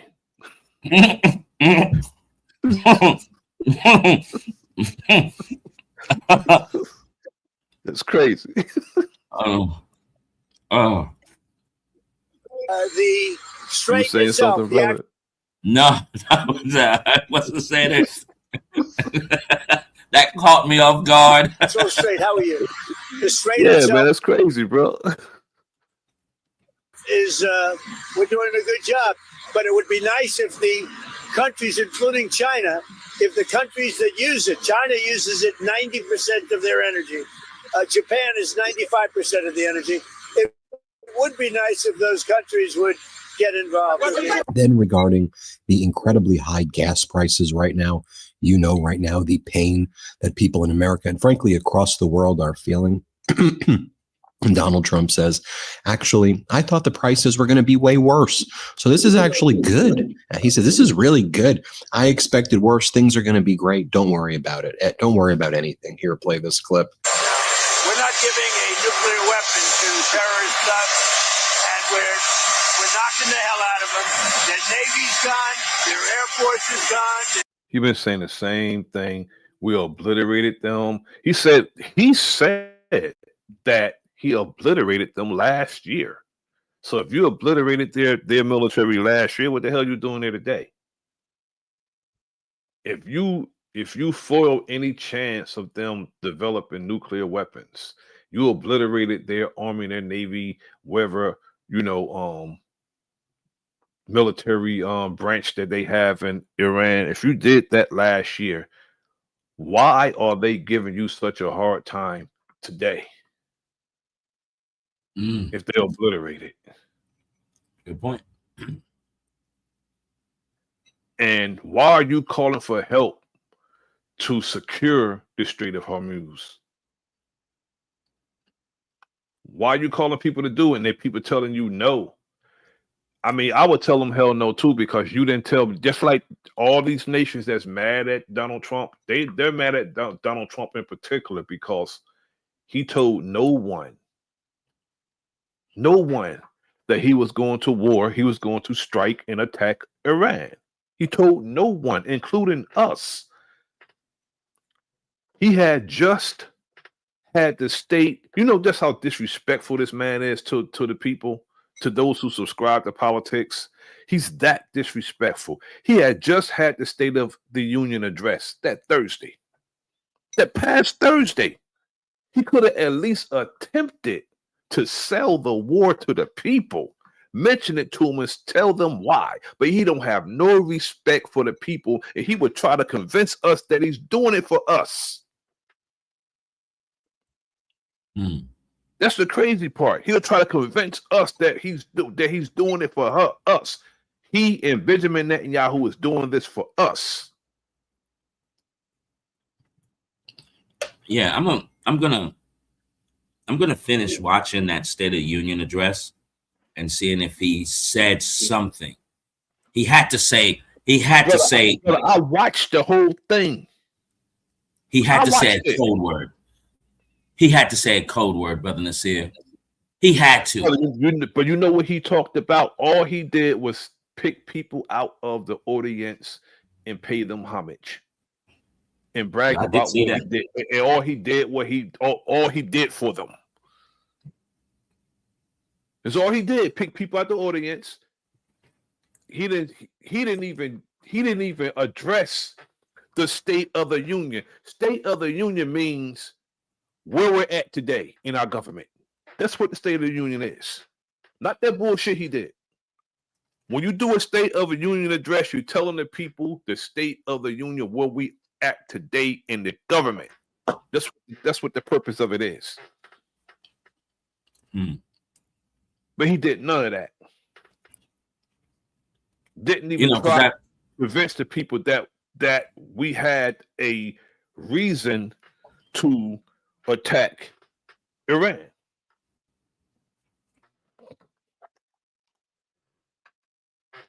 Because most people was against it.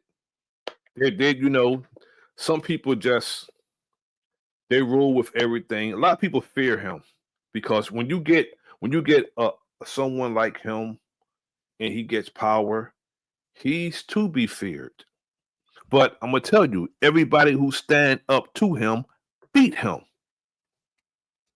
Everybody who stood up to him beat him. Comey beat him.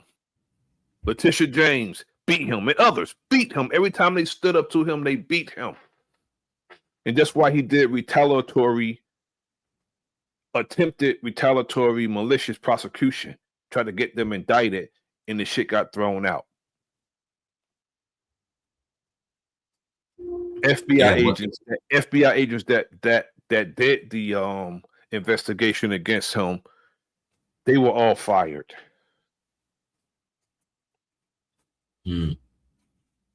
Yeah, that's how corrupt he is.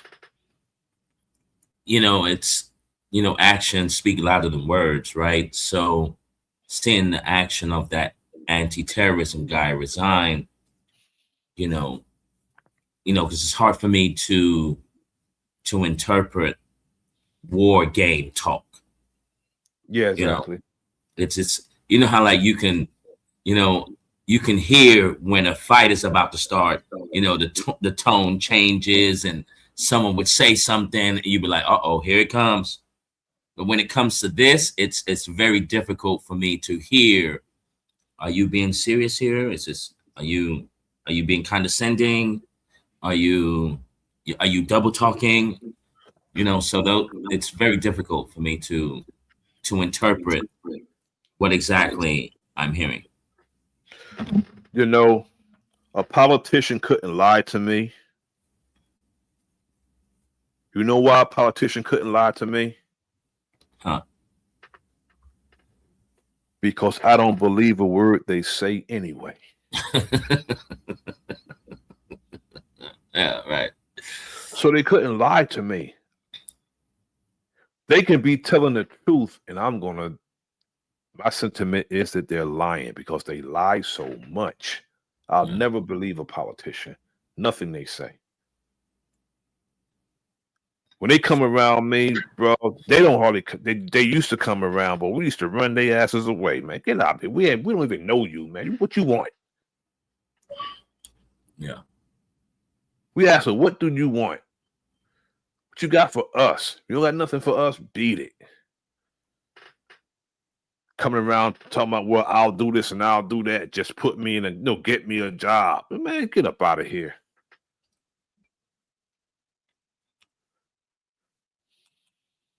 Their leaders are gone.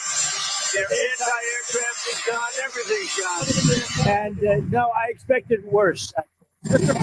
I really thought that oil prices would go much higher when I did this. We just set every record in the book. With Dow, with the S&P, Dow hit 50,000, S&P hit 8,000, 7,000, at levels, at speed like nobody's. You say he's going to set every record. I guess he's going to break records of fuck ups. I hope that's what he's referring to, because the S&P, the Dow, all that's messed up. There's no way it can be intact with gas prices through the damn roof. No way. Knowing him, he'll tell them to juke the stats. Just how crooked the man is. The man is crooked. I don't understand how. Well, I do understand how he's not in jail, because the whole government is crooked in the first place. That's why he's not in jail, because if the government and the law was how it's supposed to be, he'd be in prison. It would be no one above the law. It shouldn't be a such thing as a man who can say, I can shoot and kill somebody down Fifth Avenue and get away with it because I'm the president. No, that shouldn't happen. Nobody should be above the law. If he's above the law, I am too. If anybody's above the law, I am too. That's how it goes with me. I'm above the law too. And when I get ready to take some shit, I'm gonna take it. Point blank. If I want something, I'm gonna take it if I want it. He's ever seen before. But I said, I have to go off of that path and I have to take a little journey. We have to get these. And he would agree, but he's not going to say it. This is not St. Patrick's Day, by the way. What are you doing with that guy? But we had to go off on a circuitous path and take care of business. And we are in the process of doing it. And I'll tell you, I think we're weeks ahead of schedule. My Secretary of State is very happy. Do you have a question for Marco? Yeah. Then Donald Trump says, look, at the end of the day, the war has been won. We've won this thing. America defeated Iran. So what are we even talking about here? This as Iran continues to have the ability to strike its Arab nation neighbors where there's American military presence. This as every time the U.S. and Israel engage in a strike, Iran is able to very quickly retaliate. We know Iran struck down an F-35, and we know they control the Strait of Hormuz right now, and there's nothing the United States seemingly can do. But here's what he says. Let's play it. Militarily won in Iran? What did you mean by that? He said the war was militarily won in Iran. What did you mean by that? Oh, I think we've won. We've knocked out their Navy, their Air Force. We've knocked out their anti-aircraft. We've knocked out everything. We're roaming free. From a military standpoint, all they're doing is clogging up the strait.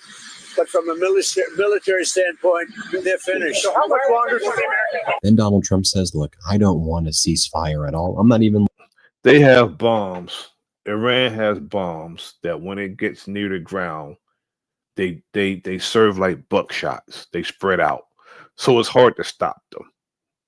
I forgot what they call them. The bombs, when the bombs get near the target, they spread out. And they're not stopping those bombs. So I don't know what he's talking about, and what Iran is doing. Iran is hitting financial targets, things that can mess the whole global economy up, and that's why the whole entire world is mad at Donald Trump. They're mad at him because he and Netanyahu started this war, and the whole world is suffering financially. People can't even get their energy and Nobody could go through the Strait of Hormuz, and also a chess move that Iran did. And if you're going to purchase oil, you have to use China's money, no dollars. I don't know what it's called, but it's China's money that they're only accepting. They're trying to kill the dollar anyway. You know, with BRICS and everything, they want to kill the dollar anyway, the dollar standard. But that's the only currency that they're accepting at the Strait of Hormuz, China's money. So people will have to go and get China's money to come make their purchase of oil. That's a chess move. Yes, called the Chinese money yuan. Is it yuan? And it says RMB. Yuan, and I guess the Japanese is the yen. Okay, that makes sense. Okay. Yeah, yuan, yang. I thought it was yang, yin and yang. I don't know. Yeah. Yin yang twins. Right, yuan and yen. Oh man. Been looking for a ceasefire. Yeah, honestly, because why would you need a ceasefire stop this, brother. when you Go ahead, my brother. Yeah, honestly, you know, with this whole war thing and everything, honestly, to keep it 1,000 with you, I'm not even bothered with this. This might sound bad what I'm about to say, but I don't care. I really don't. I saw the AI videos of people saying that the Jewish guy passed. Oh, Netanyahu, you know, he passed, and you know, all of. I can't even. I'm still trying to figure out. You know what I mean? Like, I got so many other things. I'm trying to create stuff. I'm trying to think of. I'm trying to manifest things. You know, and I just and these games. You know, I always would kick the Dick Gregory line. You know, the games. Yeah, you know, I'm gonna try to stay aware of what's going on. But you know, I agree with you, brother. Don't let it consume you. Don't let it do that, because a psychological operation. That's why I say psychological operation. I don't say psyops, because we need to stop abbreviating it, because people don't know what it means. And a psychological operation doesn't mean that it's fake. It could be real or fake. Okay? A psychological operation is the motives that the people who are doing the act have. It's about how it affects the people psychologically. That's what makes it a psychological operation. Okay? The media conducts psychological operations, and so does the government. And the media is a you know, a branch of government. It ain't always was that way, but that's what it is. Yeah. And if they're reporting something all day, every day, that's a psychological operation, and it affects the people psychologically. It's not that it's real or fake, but some of us equate a psychological operation as something that really didn't happen. No, that's called false flag. Okay? And false flags can affect the people psychologically. Again, it's not about whether it's real or fake, but you can't say a psychological operation is something fake. Don't equate it with being fake. Deal with the psychological part of it. Because when people say, oh, that's nothing but a psyops, they be trying to say that it's not real. You're wrong when you approach it that way. Something's fake, say it's a false flag if it's not real. Because you can't tell someone who lost their son or daughter that it's just, you know, a psyops and mean that it's fake. You can't tell them that it's fake. It's affecting them psychologically. It's affecting them in many other ways. But you can't tell somebody that, okay, you really didn't lose your daughter when you just buried your daughter, or you just buried your son. Tell them that. You can't tell them that. They're not having a funeral for their loved one. So when we say psychological operation, it's about how it makes the people feel psychologically. Anxiety, grief, which is the absence of peace. When you are anxious, you don't know where it's going to come from or when it's going to happen, or you don't know what's going to happen in the near future. It affects some people psychologically. And people who are consumed with it, they're really affected psychologically. But I don't like when people say something to psyops, meaning that it really didn't happen. No, that's not what the word means. You know, like I said this earlier to you earlier today, that you know, I'm always going to look at things at a higher perspective, you know, in a spiritual sense. And so what I've been watching a lot of revisiting Bobby Hemmett. And Bobby Hemmett said that, you know, when you see in society going the crap, right, it means that spirituality, awareness, you know, people are waking up from their slumbering sleep here, you know, which everyone is. I'm pretty impressed with what's going, like people are catching things quicker now than more than ever before. So yeah, that's what Bobby Hemmett said. When things look like it's haywire, that means our awareness, our knowledge, our wisdom, our spirituality, our, you know, the truth is starting to rise. So it's a good sign. Indeed. I think I got it. I think I got it at the correct timestamp. I may be a little off the joint that old dude played earlier that I wanted you to hear. Let's see. Let me move back some.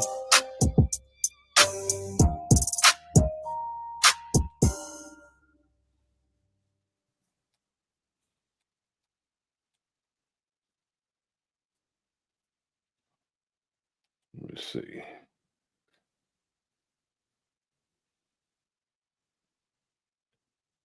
Yeah, he went in with this. Why is it buffering?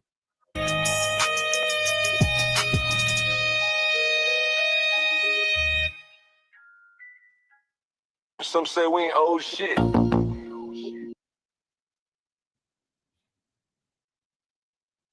Ain't that a bitch? I challenge you to prove us wrong. My ancestors' bones are buried deep in American dirt. The deeper you dig, the longer the timeline gets. I'll continue to speak through song, but I will not forget to speak through action. I'm not a believer, for I choose to know. I know where I stand, I know where I'm from, and I know where I'm headed. Because when you find yourself, you find God. Remember that. Reparations, it'll never be in the mail.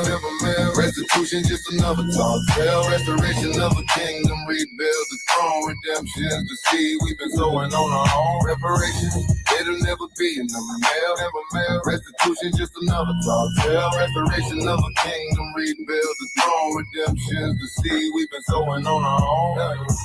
Whistles blow, still mill moan. Blood in the cotton, ghosts of the past still lurk. Not forgotten, chains on the mind, plus chains on the wallet. 40 acres, you mean the nation, they just started. Roots run deep where the magnolia lean.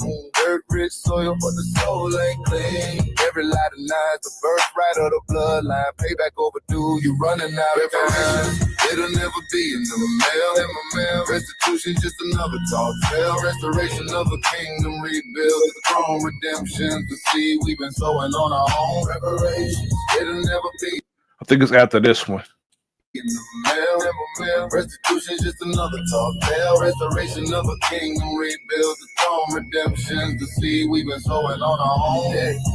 Grandmother prayed by the riverside weeping. Sins of their forefathers in the ground still creeping. Fried chicken grease on the stove still popping. Dreams fried crispy. Hard truths ain't stopping. Jim Crow shadows still cast long low.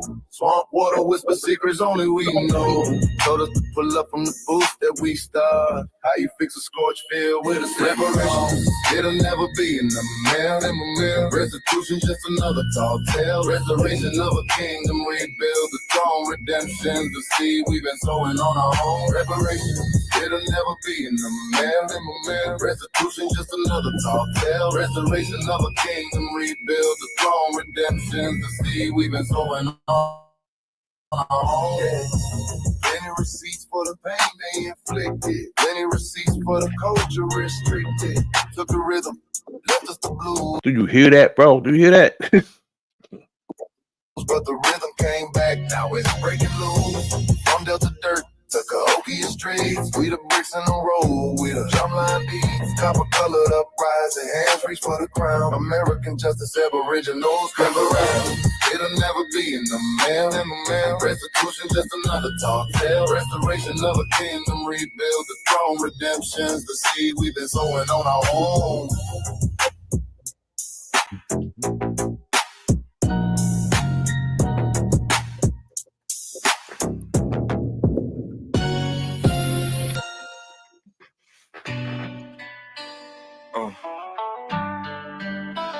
Yeah. Over. The world's so fucked up, it's hard for me to comprehend. Check the TV, be filtered images all sin. Follow me, come follow me, let's begin. Follow me, come follow me, let's begin. The world's so fucked up, it's hard for me to comprehend. I understand what it means to be a man. Follow me, come follow me, let's begin. Follow me, come follow me, let's begin. Sitting in his room, little Johnny spazzing out. He on the edge of the bed, he got his pistol out. Baby sister downstairs, screaming in the house. It's fucked up. They mama dead on the couch. Overdose, cold body as she lay stiff. Lil Johnny best friend supplied her with the fix, but he ain't know, he thought it came from a trick. He blacking in and out, all he could think about was killing shit. Damn, man, it sound like giving me Scarface vibes, bro. Yeah. There's an artist, something Stone from the Tech Night group. You know, that's what he sounds. Wow, but it's. This is hitting. I like his storytelling. It's hitting. Yeah, it's giving me Scarface vibes. Sound like Face to me. So give me some Scarface vibes with this. Daddy don't care, cause daddy never been there. Lost in the system, abused up in foster care. Vicious cycles of nobody being there. You see that daddy never really learned to care. The world's so fucked up, it's hard for me to comprehend. Check the TV, filtered images all sin. Follow me, come follow me, let's begin. Follow me, come follow me, let's begin. The world's so fucked up, it's hard for me to comprehend. I understand what it means to be a man. Follow me, come follow me, let's begin. Follow me, come follow me, let's begin. Searching for a place in the world without a doubt. Baby girl popping pills and she constantly wilding out. She just looking for attention, that's why she be acting out. No sense of normalcy, different men inside the house. Nothing seemed familiar, boyfriend just killed himself. While everybody doing their own thing, looking out for self. She lost dying on the inside, badly needing some help. Lack of support, caused depression and poor mental health. Who to blame for the pain of a fucked up situation? Should've caught it from the signs and all the premeditation. Daddy at the bar, heavy drinks trying to be a star. Mama in the club, running with niggas being a whore. No wonder she didn't want to live anymore. The world's so fucked up, it's hard for me to comprehend. Check the TV, filtered images, all sin. Follow me, come follow me, let's begin. Follow me, come follow me, let's begin. I'm so fucked up, it's hard for me to comprehend. I understand what it means to be a man. Follow me, come follow me, let's begin. Follow me, come follow me, let's begin. I like the hook. I mean, I like the song altogether. Though. I mean, the lyrics resonate. The story is yeah. It resonates. Yeah, bro, this is dope, bro.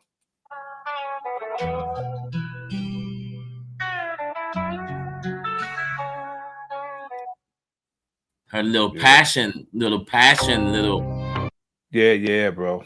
Definitely. Some passion came out of that. Sorry, some passion came out of that voice right there. You know that almost sound like a true story.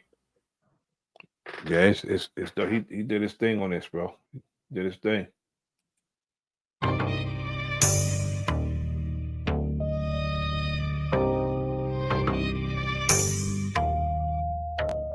Rise from the ruins, the soul still sing. Trauma of the past, don't bind these wings. Fire and shadow, truth does stand. From wrecking these ashes, soul defend. Watch shit, we on cuz history and paid. The heaviest pyramid stone. Promises ghosted, exposed, marrow, broken bone and dry. Making the contract, the phantom voices from the wall. Echo, whisper, silence, holds the anthem. Broken legend, peep the lecture. Who signs for the scars? Generations built kingdoms on land and sea. Now they got us out of space, reaching for stars. Rise from the ruins, the soul still sing. Trauma of the past, don't bind these wings. Cadence and wordplay, brother. Cadence and wordplay. Fire and shadow, the truth the same. From reckoning's ashes, soul defend. Balance tip, the scales lean. You dirty crook, justice not found. Pockets deep, overlooked. Why you shook? Paved streets of gold, but who paid the toll? Riches in their coffers, but they borrowed the soul. Restitution, a word heavy with weight. Who writes a check when history's late? It's only fate. Mark the date. Game over. Rise from the ruins, soul still sing. Trauma of the past, don't bind these wings. Fire and shadow, the truth does sing. From reckoning's ashes, the soul defend. Rebuilt from the wreckage, brick by brick. Hands to heal, no more Houdini tricks. Restoration of soil screams for seeds. No greed, a garden blooming with truth, not just pulling the weeds. Blueprints drawn in blood, sweating and tears. Keep it dry, pick the foundation and step inside. Bitch, we arrive. Rise from the ruins, soul still sing. Trauma of the past, don't bind these wings. The fire and shadow, the truth does sing. From reckoning's ashes, the soul defend.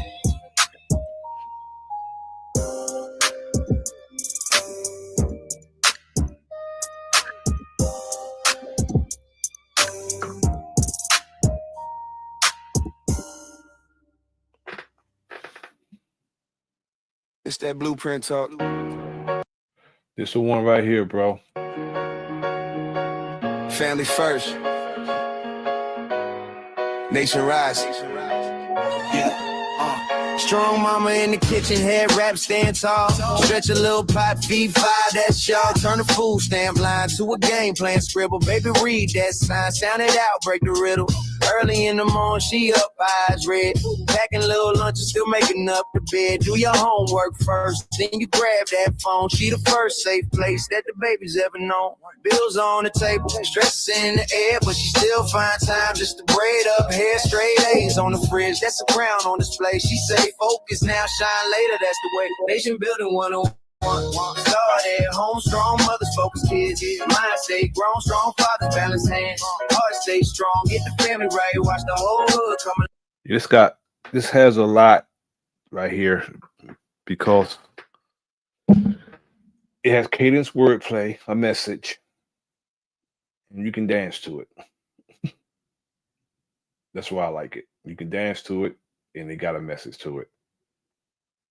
On this beat, he riding this beat.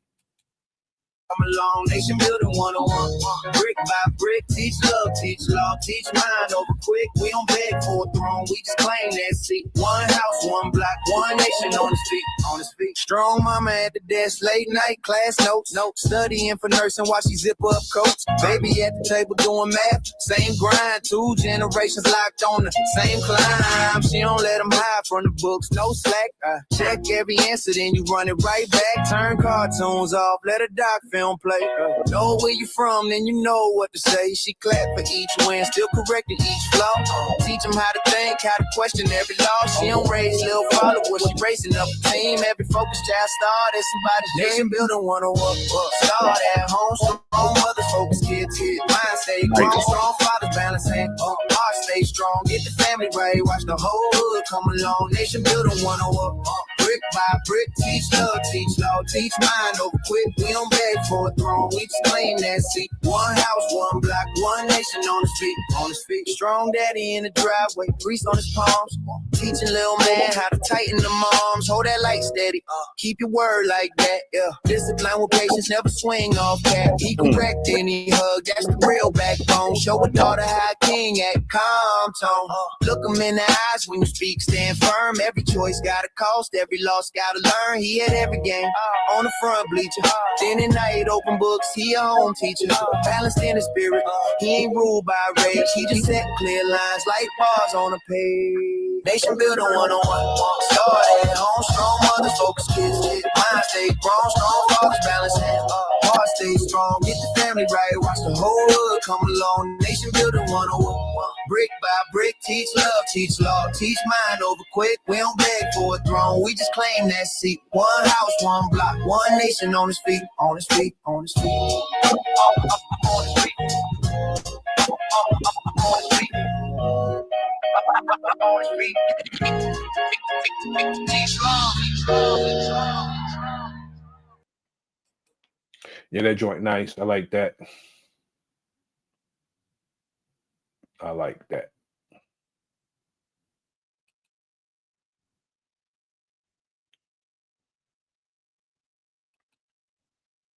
Go to inherit contempt power. Pam Bondi gets news she feared. She probably in trouble with the law because she's been doing a whole lot of contempt of power.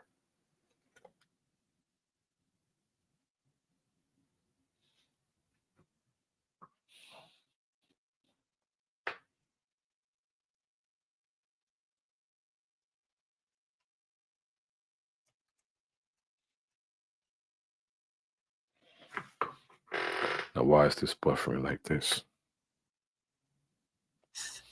I'm joined now by the Democratic Minority Leader, Hakeem Jeffries. Thanks so much for joining me. Good to be with you. So I want to talk about the number one issue that the right is pushing right now, which is the lack of funding for TSA. Obviously, we're seeing massive amounts of TSA agents call out of work because DHS hasn't been funded. The right is claiming that this is all the result of the Democrats. They're waging this big disinformation campaign where every time there's a delay in some airport and we're seeing massive delays, they're saying, thank a Democrat. Can you talk to me about the effort being put forward by Democrats to get TSA funded? Thanks for asking, because there are a few things that are important here. I'm not coming to work if I'm not getting paid, because that's the reason why I go to work, is because I get paid. Every time, you know how many times the government been shut down and these people didn't get paid, but they expect them to come to work. I wouldn't go to work either. That don't look, man. You know, I learned something during that shutdown. You know, all the senators, everybody else is getting paid. Everybody getting paid now. Exactly. And I'm pretty sure that if they weren't getting paid, I'm pretty sure they wouldn't show up. So they wouldn't shut down. They wouldn't shut down. And they wouldn't shut down at all. And this brother right here, Brother Nasir, I can tell you right now, you know, the vibe vibe. I think we spoke about this gentleman, Yes, we did. and he took the APAC money. That's Hakeem Jeffries, Leonard Jeffries, nephew.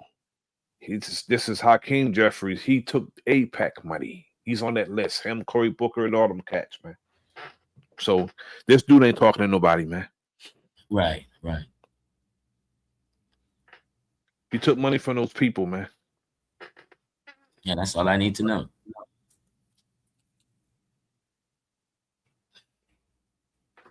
Here, one, listen, Republicans control the House, the Senate, and the presidency. And from the very beginning of this president's term, they've taken a my way or the highway approach. The reason why TSA is not being paid is because Republicans have made a decision to hold TSA agents hostage and to create chaos in airports all across the country because they don't want to get ICE under control. And if you go back. But one thing I can say about this statement, he's not lying. He's not lying about what he's saying.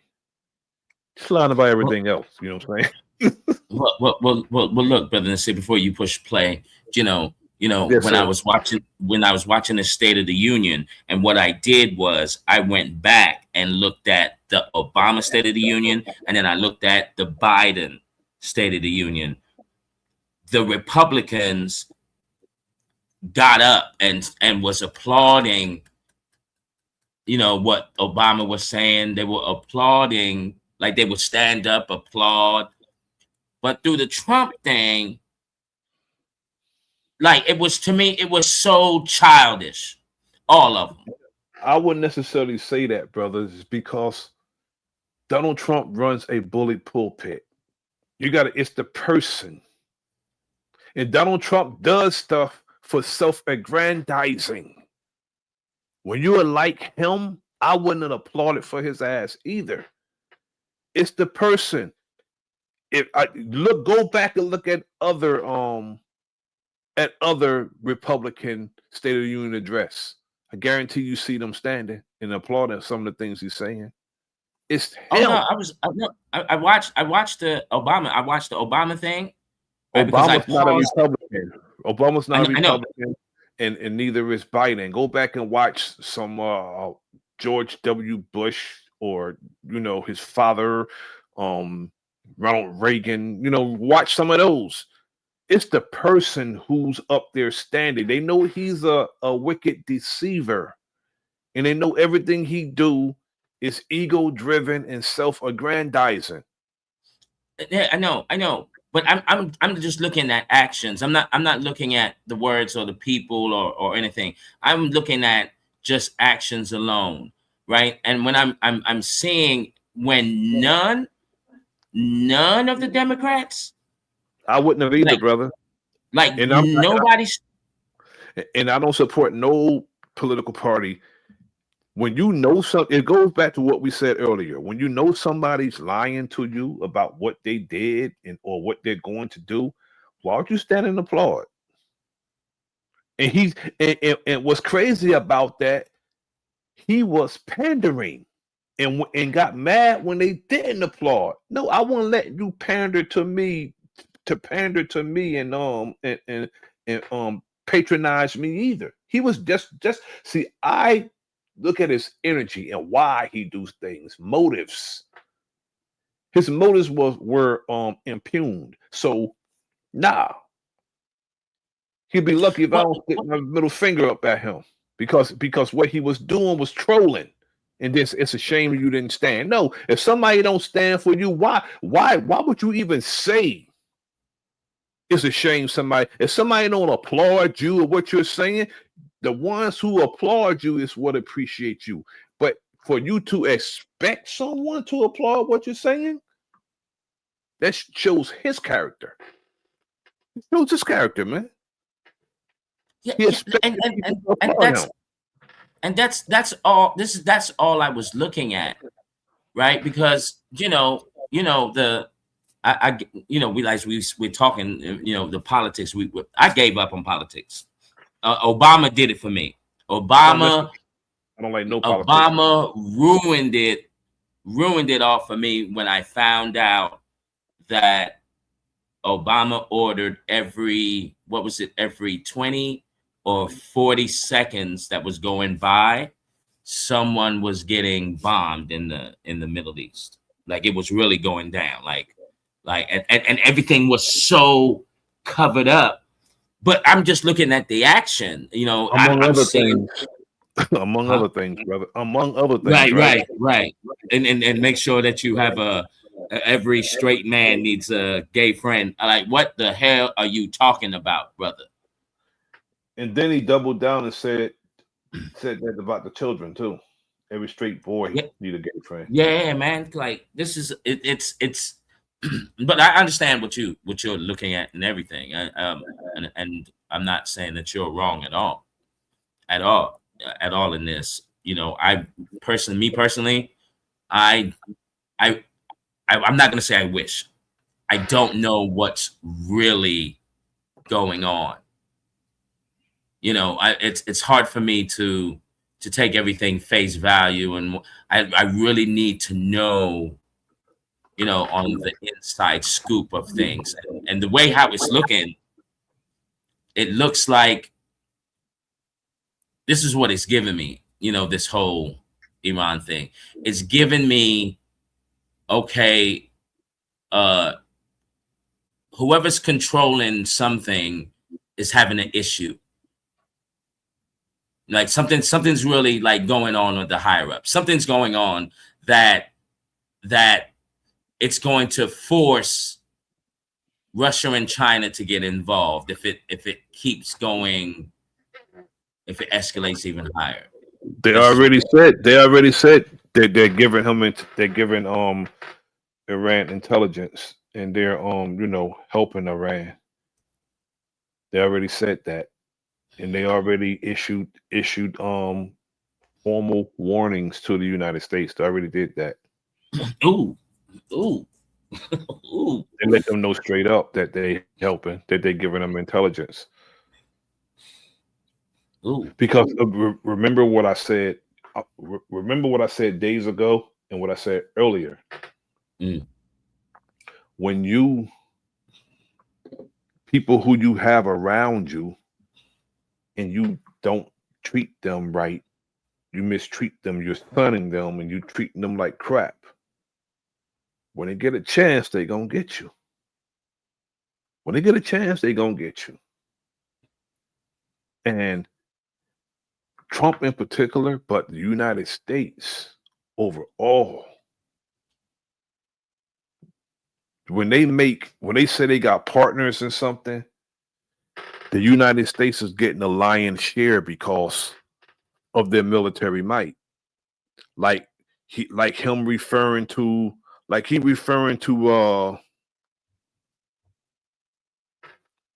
Venezuela as partners. Now you know that's not a partnership. Right. You know that's not a partnership. They did some gangster shit. Yeah, that's some gangster stuff. Partnership. You went over there. You arrested the leader, brought him to New York, and you put in someone you can control. And that's what they want to do in Iraq. That's what they want to do in Greenland. That's what they want to do in Cuba. Yeah. They want to put somebody in those areas who they could control. Puppet regimes. That's what they want. Puppet regimes. And it never works out because most of every leader that was in Iraq in my lifetime, and I'm 60, somebody they put there, expecting them to be a puppet regime, and it don't turn out their way, and then all of a sudden that person becomes a terrorist, a tyrant, somebody who mistreat their people, a narco terrorist, this terrible person. But no, you installed these, every last one of them, except the man that's there now. Yeah. Same thing going on. Sorry, go ahead. My bad. They installed these people. They installed Saddam Hussein. They installed him. What do I keep saying, brother? Yeah. They do the dirt with you to get the dirt on you. And then they use it against you later. They know, being that they are the power structure, they go unpunished while the other people are dragged and they go punished. Yeah. That's been the United States, their method since I was here. I don't know what happened before me. But wicked is wicked does. Yeah, it's the same play. Same thing goes on in Africa. Same thing, same play. I'm telling you, they do the dirt with you to get the dirt on you. They know you did it because they was doing it with you. On all levels, bro. Yeah. Epstein Island, they know who was there. They was doing the dirt, but Epstein fell on his sword. Period. And now they gonna cover it up. And all these people who were there is going to die out and go unpunished. Because there's nobody benevolent enough to punish nobody that was on that island. They're all covering up because why? Because all of them are constituents and they run around here self-righteous. Calling us super predators. Hillary Clinton calling us super predators when she got a bunch of damn predators around her, including her damn husband. Yeah. But she referred to young black youth as super predators. Did you see the questioning with Bill Clinton? And they was questioning Bill Clinton about the island, and then I was watching this, and then they showed him some pictures of what was going, pictures of him, on the island or something, and then Bill Clinton is smiling. Because he knows you can't trust Bill Clinton, bro. Because for one, if you was around in the 90s, yeah, you know what? He lied, straight up lied when he said I didn't have sexual relations with that woman, Monica Lewinsky. Yeah. I didn't inhale. I didn't inhale. The hell you smoke before you're not going to inhale. Yeah, this shit crazy, man. I didn't inhale, but you smoked. But you smoked. Yeah, bro. Yeah. It's crazy. These people they installed. Everybody that are enemies of theirs were once close allies. Close. Saddam Hussein, Osama bin Laden, Chavez, all of them, Emmanuel Noriega, all these cats, man. But when they didn't, capitulate to American foreign policy, to what America want, that's what got them in the trouble they're in. It's all about corporate greed. Right now, it's what it's about. Corporate greed.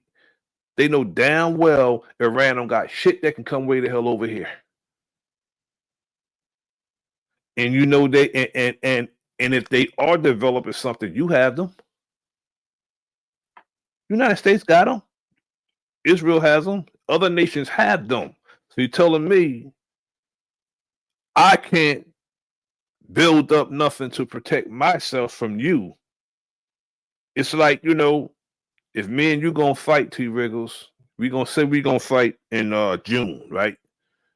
It's March. We're gonna fight in June. I tell you, I'm gonna train, but you can't. You see how stupid that sound, bro? Yeah. Ridiculous, right? I can train. I'm gonna train from March 20th to the day we fight in June. I can train, but you can't train. That's what they're telling these other nations that they say they can't. We'll never let them have a weapon. We'll never let them have a weapon. Then you're gonna tell them, well, the leader you're choosing is not of our choice in somebody else's country. Yeah, I don't know how. We don't want that. Yeah, we don't want that leader. Yeah. Not a good choice. Well, people will say that about the leadership in this country. That we don't want it. People will say that about them. But they want to be the world police and they want to be dictators. They want to be dictators. Brother Key Norfolk. Salute, my brother. How you doing? Hey, salute, good brother. How you doing? Peace and I'm good. power. Peace and power. Pete. Salute. What's up with it? Nothing much, mate. Salute. What's up, man? Politicking. I apologize for being late to the party, but Yes, sir, brother. yeah, I'm gonna sit back and listen to so I can catch up and we Yes, sir. can yeah. Yes, sir.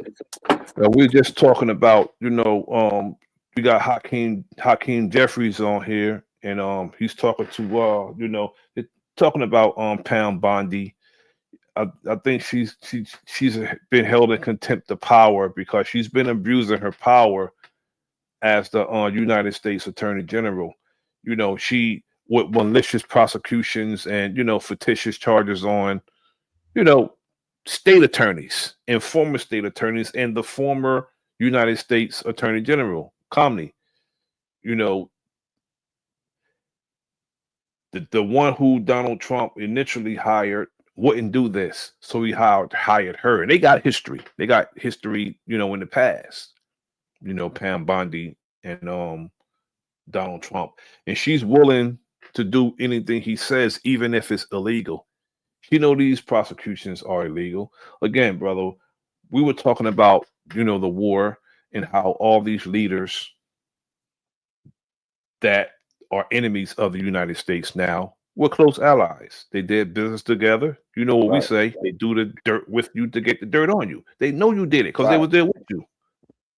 Right. That's a fact. They know what you do already, so they just holding it over your head, waiting Exactly. for that right time to put you in a box. But when you said about the Attorney General is abusing her power, that's what her position was made for. The key word was the United States Attorney General. Like all them crooked, man. You know what I'm saying? It's a Yes, sir. crooked system. The United States robbed me. So I'm sorry if I don't feel bad about one of his own robbing them. I'm still trying to get my land back for my people. Sir, they robbed us, brother. Yes, sir. Yeah. Yeah, so but yeah, brother. As far as the governmental structure, for those who are participating, that is not right. You know what I'm saying? But we dealing with blood sucking people, energy sucking people. They crooked on everything they do. They don't Yes, have sir. righteousness in them. Nope. So we gotta see who we dealing with, and we gotta overstand the people of us who go stand beside them. You know what I'm saying? You're right. I mean, that's why no good is coming out them because there's no good in them. You can't expect that, bro. No good in them, so no good coming out of them. And I've been studying these people for a long time, and men, elders of mine, who I would consider wiser than I am, used to teach me about these people. But he told me also to just live, and you'll see it yourself. He said, but for now, I'm going to tell you which way to go. When you get to the fork in the road, go this way. And I followed those instructions because someone who been down a road before can tell you what's down there. The perfect fact. the perfect person to listen to is someone who went down a road before. Hey, You you know, speaking facts, big bro. You which is need a trained fireman to put a fire out. You know what I'm saying? When you yes, put that sir. water on that grease, you're gonna have a big problem. Yes, sir. They're gonna tell you, okay, you can't use water on the grease. You gotta use the dry fire extinguisher. You can't put water on that on the electric fire. You need a dry extinguisher. And only someone who has that training could tell you that. So when elders are trying to tell us, I mean, we got the obvious, brother, you know, people who don't have our best interests at heart, who are one of us. But we can't put everybody in that box for the simple fact that they was around at that particular time. You know what I'm saying? Everybody in the 50s and 60s and 70s are not that way. You had people who were that way, and you had people, who wasn't that way. I get so sick of hearing people say, "Oh, he's boule," because of whatever, because of the time that he was doing what he was doing. He's boule. But big bro, Sick of hearing that. you know, every time you kick somebody owe you some money, what's they favorite excuse? Somebody else owe them some money. That's what they doing to us. So they keep bringing all these issues to us and want us to ride with them and be good old citizens for them. But you want to address the elephant in the room. Yes, sir. If you want us to be who we supposed to be? Dog, slave, less than a man, because we minors in the situation. We need our own establishment. I don't care what nobody else doing to the United States. I don't want to talk about nothing but the restoration of our people. That's what I'm talking. That's what we need. They keep talking about these people doing that and these people doing that. Man, you ain't square. You ain't straight with me. What you did with me. And I ain't just talking about for me. I'm talking about my people. I know what you mean, bro. I know what you mean. I don't really mean to get too passionate. I'm sorry, big bro. Now, when you say you mean me. So I know what you mean. For the totality of our people, they owe us. So therefore, anyone who's taking something from them, take it, because they owe us. They use technology and legislation to rob us. And that's something that we need to be steadfast on as far as getting what's owed to us. They always talk about what they don't have, but they will boldly right in front of our damn face, brother, ask for $200 billion more money to fight the goddamn war. And then, they'll give immigrants reparations, and then give them all type of economic flaws that we don't have. Yes, sir. Tell us it was designed for us, but give it to them. Let them over here, and then when they don't do what they want to do, now they're gonna rouse us up to help them kick them out. That's how I see it, bro. Some of our people gullible, bro. Some of our people start to sound just like them and behave just like who we despise, brother. Yeah. Some of us are acting just like them, bro. And they actually, can you imagine, bro? You got cats talking about kick somebody out and all that. I'm for the delineation, because people come here and they disrespect us. They do. A lot of people come here and they disrespect us, but I haven't forgotten about the original Tether, bro. He ain't off the hook. The original Tether is the one trying to kick somebody out of country that's not fucking theirs, man. Right. And not your country.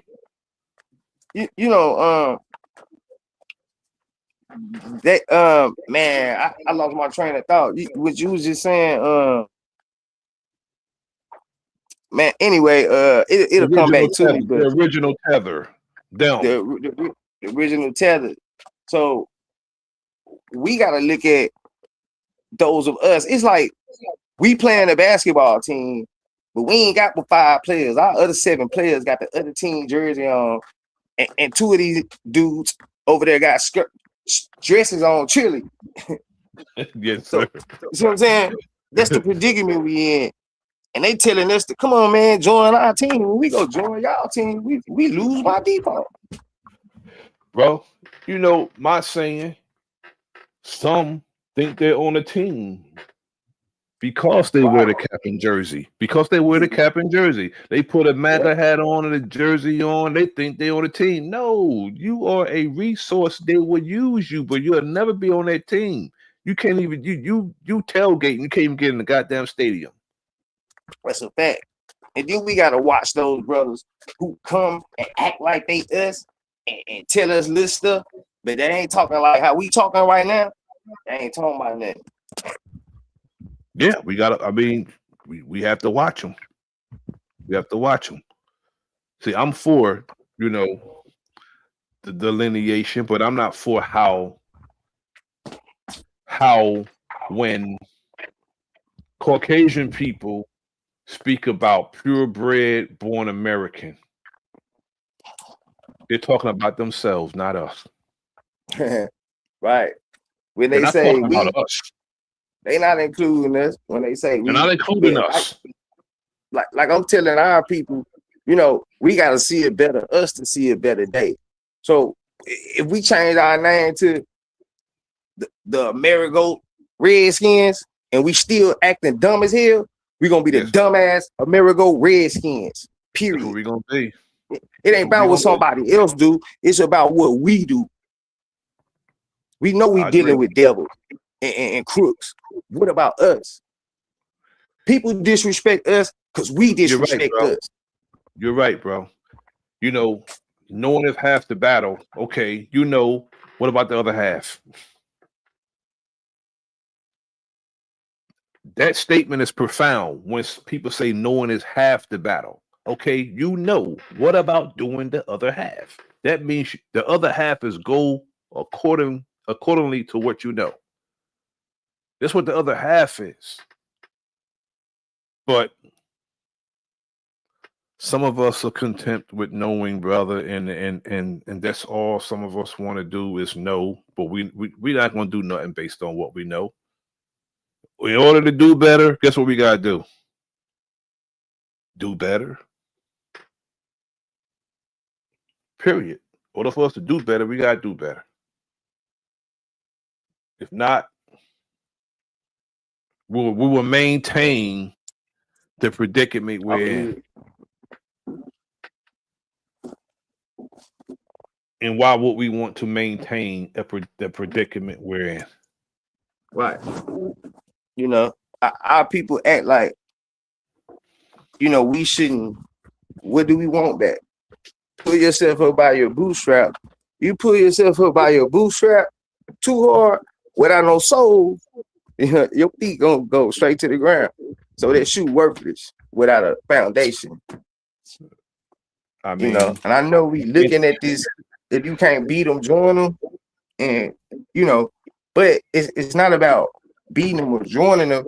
It's about us recognizing the state that we in. People think because we got all these millionaires, and they got mansions, and you know, you can do what you want to do. We free. I can go outside. That don't make you free. You're not in control of your destiny. You can't be in control of yourself when a man who making your food, putting in your food what he want to have in your food, so he making you is sick or is immune to whatever as he wants you to be. That's real talk. That's real talk. I mean, when you're not when you're not control of your food, and when you do eat, you have to go to a big ass warehouse because that's basically what it is. And then when you do try to grow your own food, you have some hindrance of growing your own foods. They don't want you. They don't even want you using natural seed. They want you to use what they want you to use, so somebody can corner that damn market. One person can corner that market, bro, and that's crazy. That's right. Everybody has to get Monsanto seeds in order for them to do this or do that. That's crazy. That's what they want. Right. They only pushing their agenda to where we won't be able to grow food. You know, it just might sound crazy, but we ain't making our own toilet paper. So we get toilet paper from them, and it got nanobots on it. The women's hygiene stuff got nanobots on it. So they literally screwing us. That's where them nanobots going. Where they putting it at? Like it's so much. It's in baby diapers. Like we got other stuff to think about. We want to be a part of a corporation that's built to kill us soft. That's people can say what they want about the brother. Well, he handled that. He developed some pads for the sisters. They don't got all that in it. Tampons for the sister. A brother did it. But he didn't do it That's right. exclusively, but he got some sisters with him. Reza Islam, he did something about that. Because he knows that if women wear those pads and those tampons, that it's going to mess up their reproduction organs, and whoever she's with is going to affect him too. So he got some people on it, and he developed that. See, I'm not in the business of when I see a brother doing something or a sister doing something that I have to get on my platform and say anything about this brother or that sister. That right there to me is something I'm never going to do.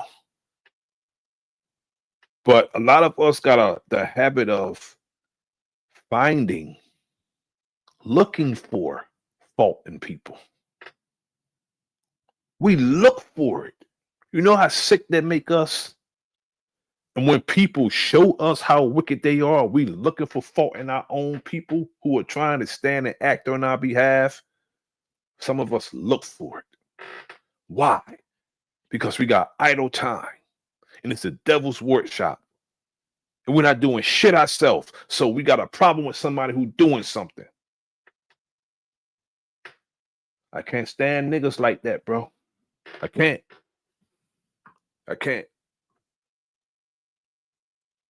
That's why Philly, I don't subscribe to the disrespecting the elders and those who came before us, who had a lot less than us and did a lot more. I don't do that. Go ahead, my brother, T.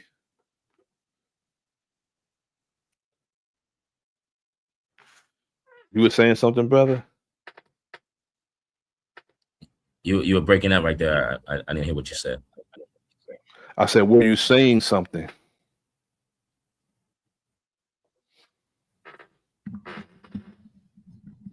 Guess something. No. You were saying something. I couldn't hear what you were saying.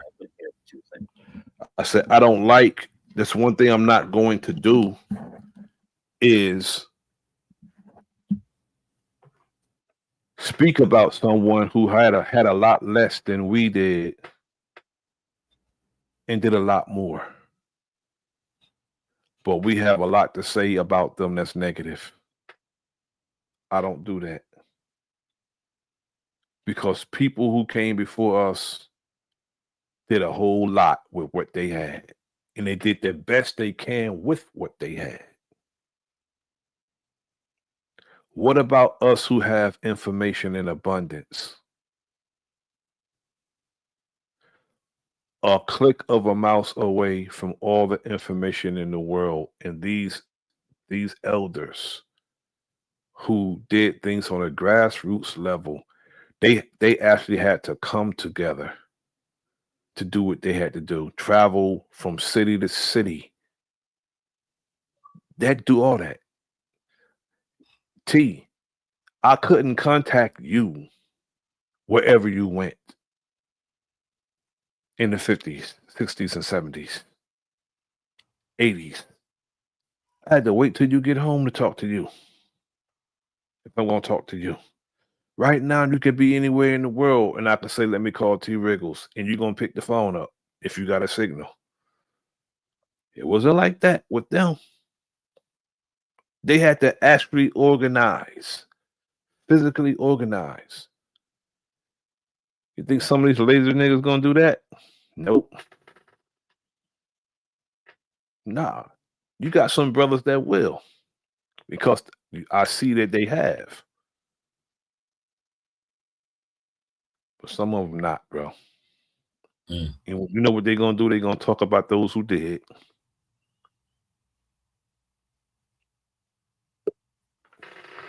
That's what they're going to do. They're going to talk about those who did. You know, I just like to give our brothers and our sisters credit if they do something. They deserve, if they did the least bit, they deserve the credit if they did the least bit. If they gave us an iota of something that we don't have, we're supposed to get them the credit they deserve. Because a lot of us eat steak, chicken, spinach. But how many of us produce a toothpick to get it out our teeth? We don't even produce toothpicks, bro, to pick our damn teeth with. Hey, that's a fact. You know, all of this is an illusion. You know, none of this stuff is natural. They basically created an atmosphere for us to abode in, and it was literally the natural atmosphere that we was already abiding in. You know what I'm saying? So they putting up a veil, a covering. They putting makeup on. Man, don't go home with a chick who got a lot of makeup on in the club. You're gonna be mad in the morning. You ain't gonna know who that dude is.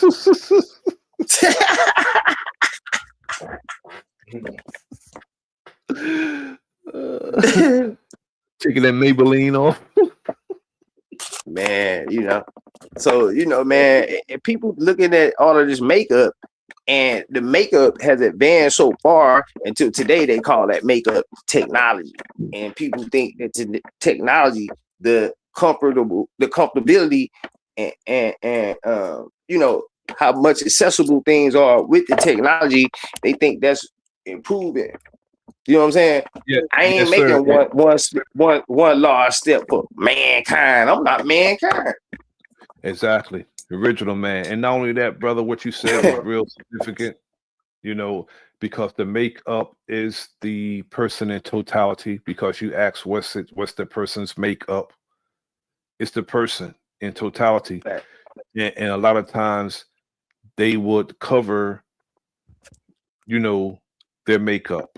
They will put on, you know what I'm saying, like some would even have someone around them to serve as makeup.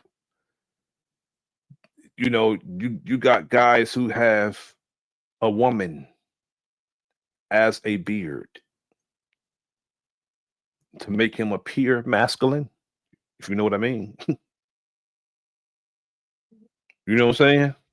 I know what you're saying. She's his beard to make him appear masculine. Yeah. You know what I'm saying? A lot of men have women as beards. Yeah. Yeah. But you know, they you know, Fruit Loop troops. See, this is the time we in too. Why they trying to? I'm sorry. Some of them are, you know, Fruit Loop troops. They got, you know, women as their beard. You know, why they trying to push us into transhumanism and they trying to merge us with machines? In order to do that, they got to make us switch out with what we not.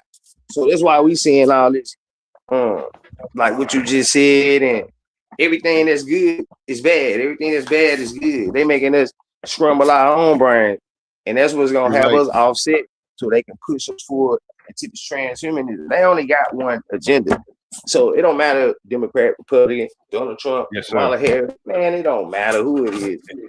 If it's all sorts of niggas, we'll still be doing what we supposed to be doing right now, because them small hats run the world. Yep. You said something that clicked. The transhumanism. You know, transferring humans into machines. If you were to acknowledge the behavior of some of these people that we are talking about, it's not that they are going, you know, and actually mechanically changing these people, though they're doing it that way too. But if you look at the behavior of some of these people, it's as if they're robots. They behave like robots. They are programmed. They're programmed because because they don't even, because if you're not using your own mind, and all you know is what you were told to do, and and you can just say, okay, you say, I'm just doing my job, just like people, soldiers and cops who refuse to disobey unlawful orders. That's a robot. That is a robot. Any officer or soldier who will carry out a unlawful order, when in their military creed tells you that you're supposed to disobey an unlawful order. You're programmed. You know, it's like being indoctrinated. And if you know some of the methods of indoctrination, some of it's bullying, some of it is drilling. When they say to drill something in your head, and that's for the most part is what they do when they program a soldier. They drill things in their head, deep in their head, and some of them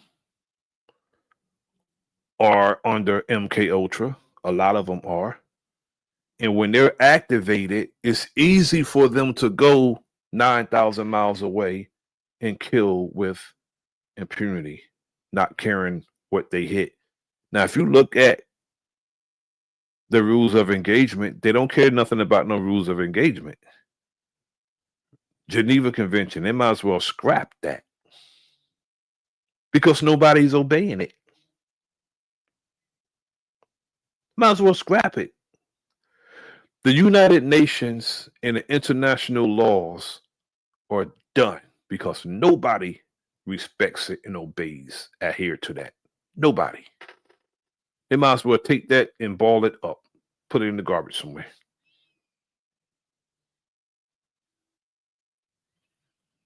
Yeah, it's a shame.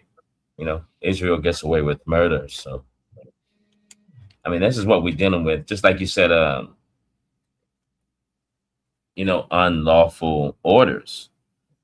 And I think that, the ones that are up high, this is where the orders are coming from. I think and this is for the higher ups here.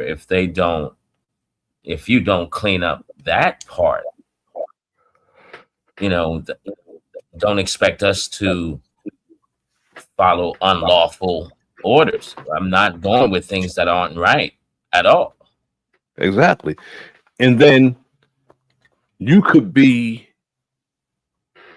court-martialed under a Nuremberg trial, and they're asking you, why did you do it? And you're saying because you were ordered to by your commander. Yeah. That's what the Nuremberg trial was all about. When people were ordered to carry out duties that they knew was unlawful, but it resulted in the harm and the taking of lives. Where all you have to do is, no, sir, I will not do that. Yeah. It's like when people are behaving unbecoming of an officer and they say, I'm just doing my job, and you have in your departmental policy that you're supposed to intervene when you see a cop is acting unbecoming of an officer. It's in the departmental policy that the cop is supposed to intervene. Pull you up off somebody if you beating them. It's supposed to intervene. But I see cops choking women cops on women cops. I only seen women cops do this shit, bro. I only seen women cops intervene when cops got out of hand.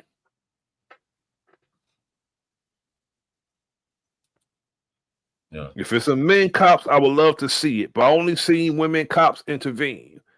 Somebody choking somebody out. Woman intervened and pulled the cop, and then the cop end up choking her, beating the hell out of her. Because we all know the largest percentage of domestic violence is them themselves, cops, but they'll show up to your house talking about being all self-righteous, talking about you shouldn't be the woman, and you should not be the woman. No, right. And the cop shouldn't be beating a woman to effect the arrest. Yeah. That's a crazy stat when I heard that.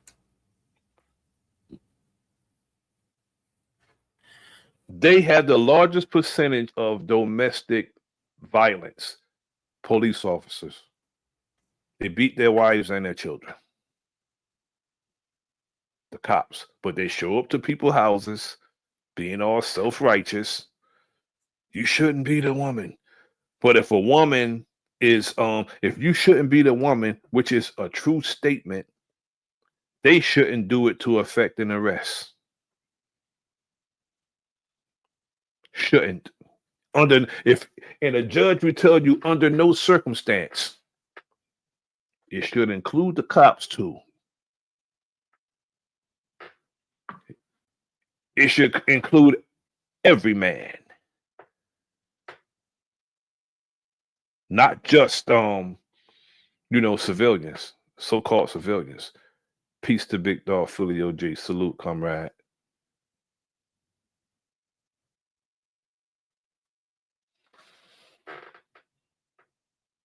Yeah, and you know what, Brother Nasir, I think that they, ever since you said, Professor Griff said, "Hey, man, we got to stop saying they. Be direct of who you're saying they." That stuck with my mind. So yes, sir. Who they are, and we would say, these people in very high positions, like your CIA director, and then the one above him, probably the stock owners. Do you know what I mean? Yes, so when you have the top of these positions breaking the laws, like they're allowing it because this is what they do. No accountability.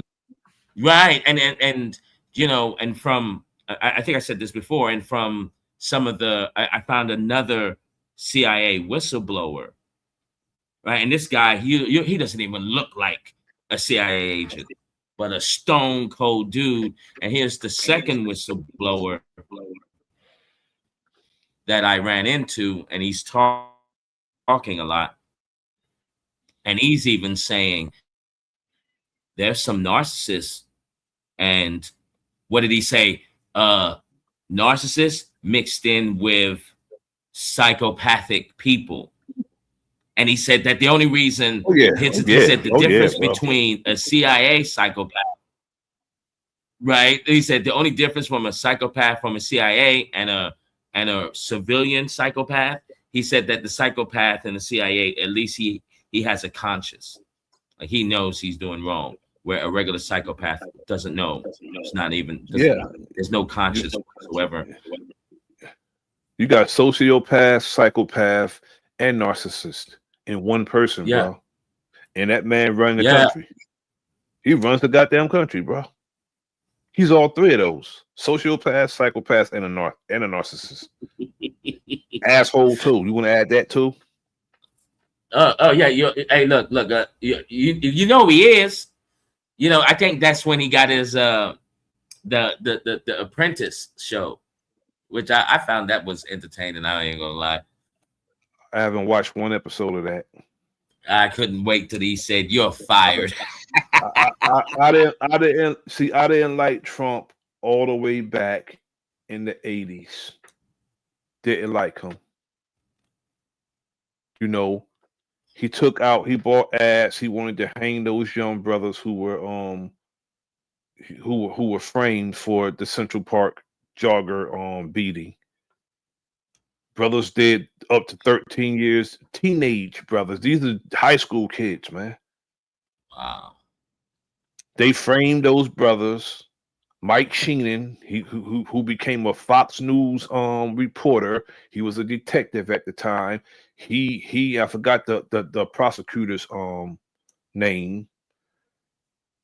She and Mike Sheenan and others conspired against those young brothers.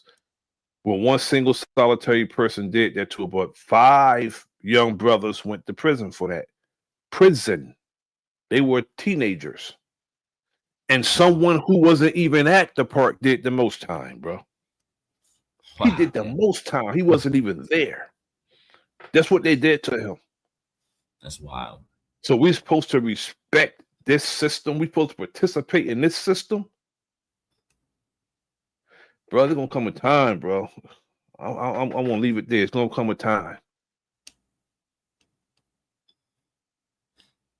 It's gonna come a time where people are gonna have to put up or shut up. They're gonna have to choose a goddamn side, bro. You straddle the fence on pushing you over on the other side. You better get your ass down. Yeah, I think that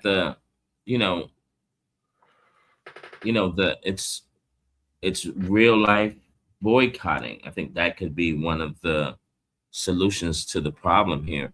No more shopping at boycott. I don't think we should boycott. no more shopping at Target. I think we should stop fucking with certain people. Period. Boycotts end. We should just stop fucking with certain people, bro. Period. That's what I think. Especially if these people don't respect us and they're tethering, meaning that we're giving, they're not giving, they're just receiving. You know what I'm saying? You know what I'm saying? We're patronizing their businesses and they're not respecting us and they're not putting into our communities. Nah, bro, those are tethers. And they're undermining our efforts and what we're trying to accomplish as a people. We have to stop messing with them. Whoever it is. That's why I went to the delineation. Because anybody that come here and undermine our efforts and they're taking from us and not giving to us, and they're trying to, again, whatever we trying to do, come between that, that's a tether. Yeah. I ain't even gonna front. I like that delineation too. I like that, because myself being a foreigner,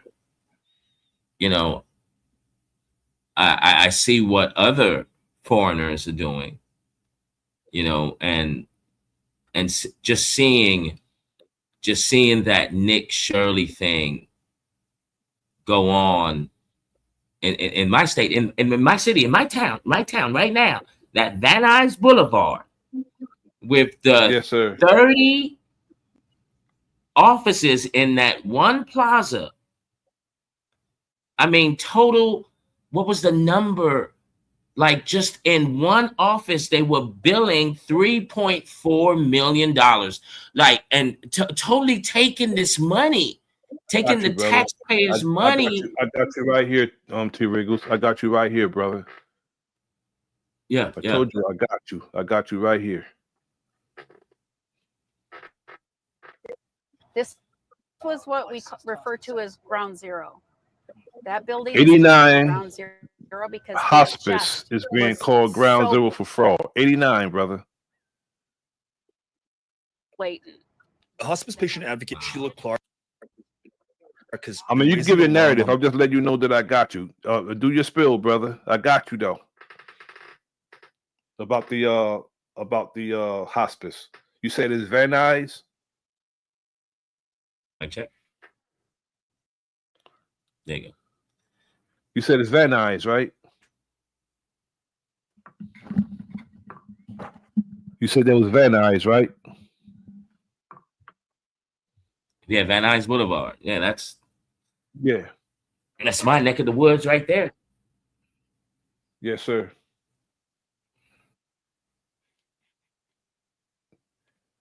People find a way, brother, with the most diabolical things to commit fraud, bro.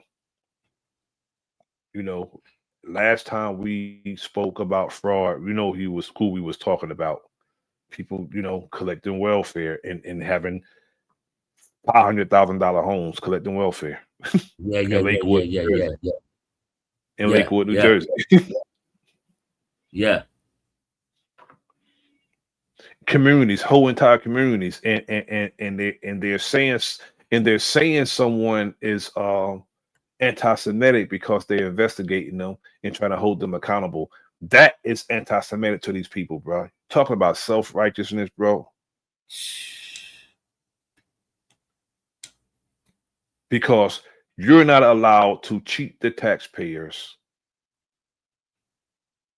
You have No. businesses live in a $500,000 home and collecting welfare, and a whole entire community collecting welfare. Over $2 million. Over $2 million, bro. Some of these people, bro. Yeah, it's wild, brother. It's wild. Wild. Look, there's no way. I'm gonna tell you this right now.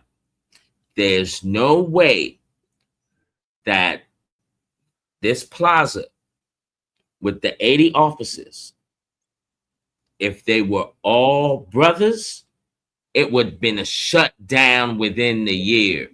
Been raided. It's been raided already. Now, as bad as the welfare fraud thing is, it doesn't compare to this, bro. No, It doesn't compare to no, this it doesn't.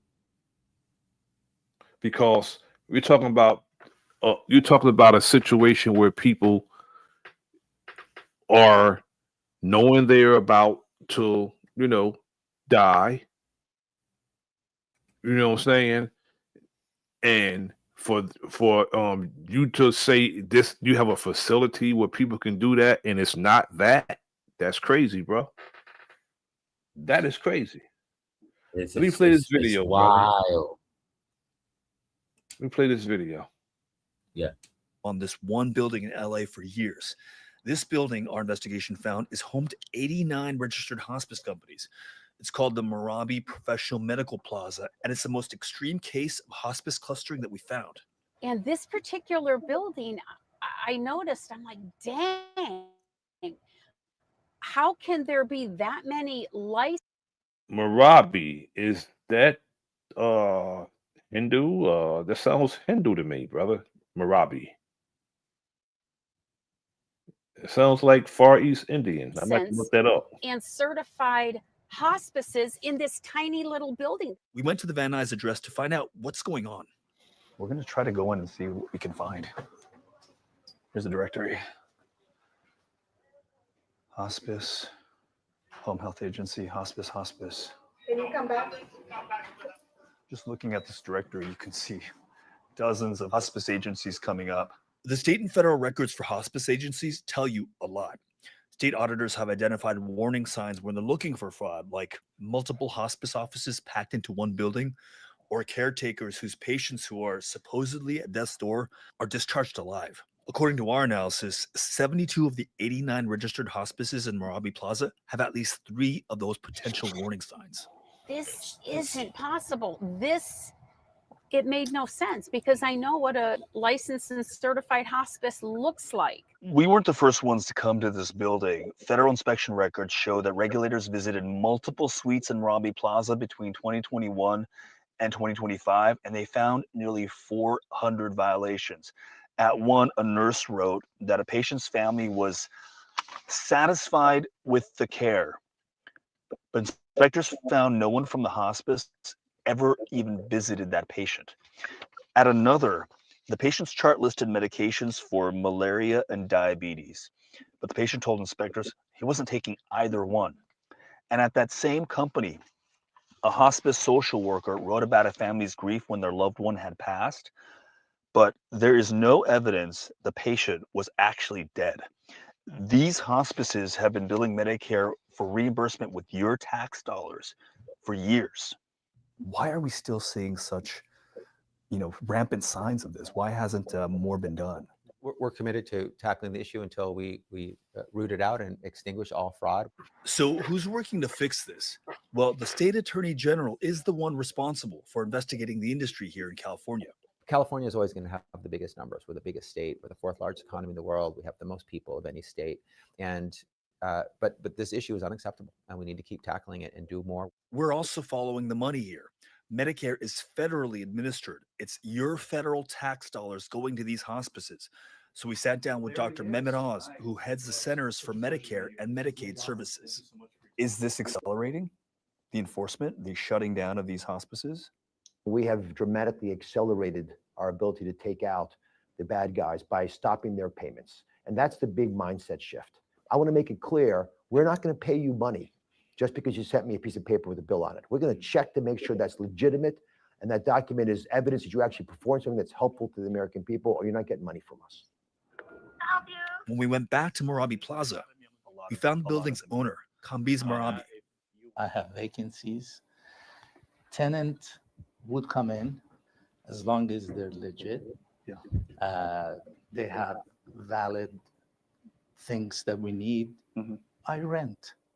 I'm not a police or keeper of what they do, how they do business. So from your perspective, they're licensed. That's obviously the first sort of barometer of, measuring whether Correct. it's a legit business or not. Absolutely. And Probably getting kickbacks. That's why he turned a blind eye. look, maybe state and the federal government, it's becoming restrict on many businesses, and I'm all for it, because at the end of the day, you and I are paying for all those things that are not right.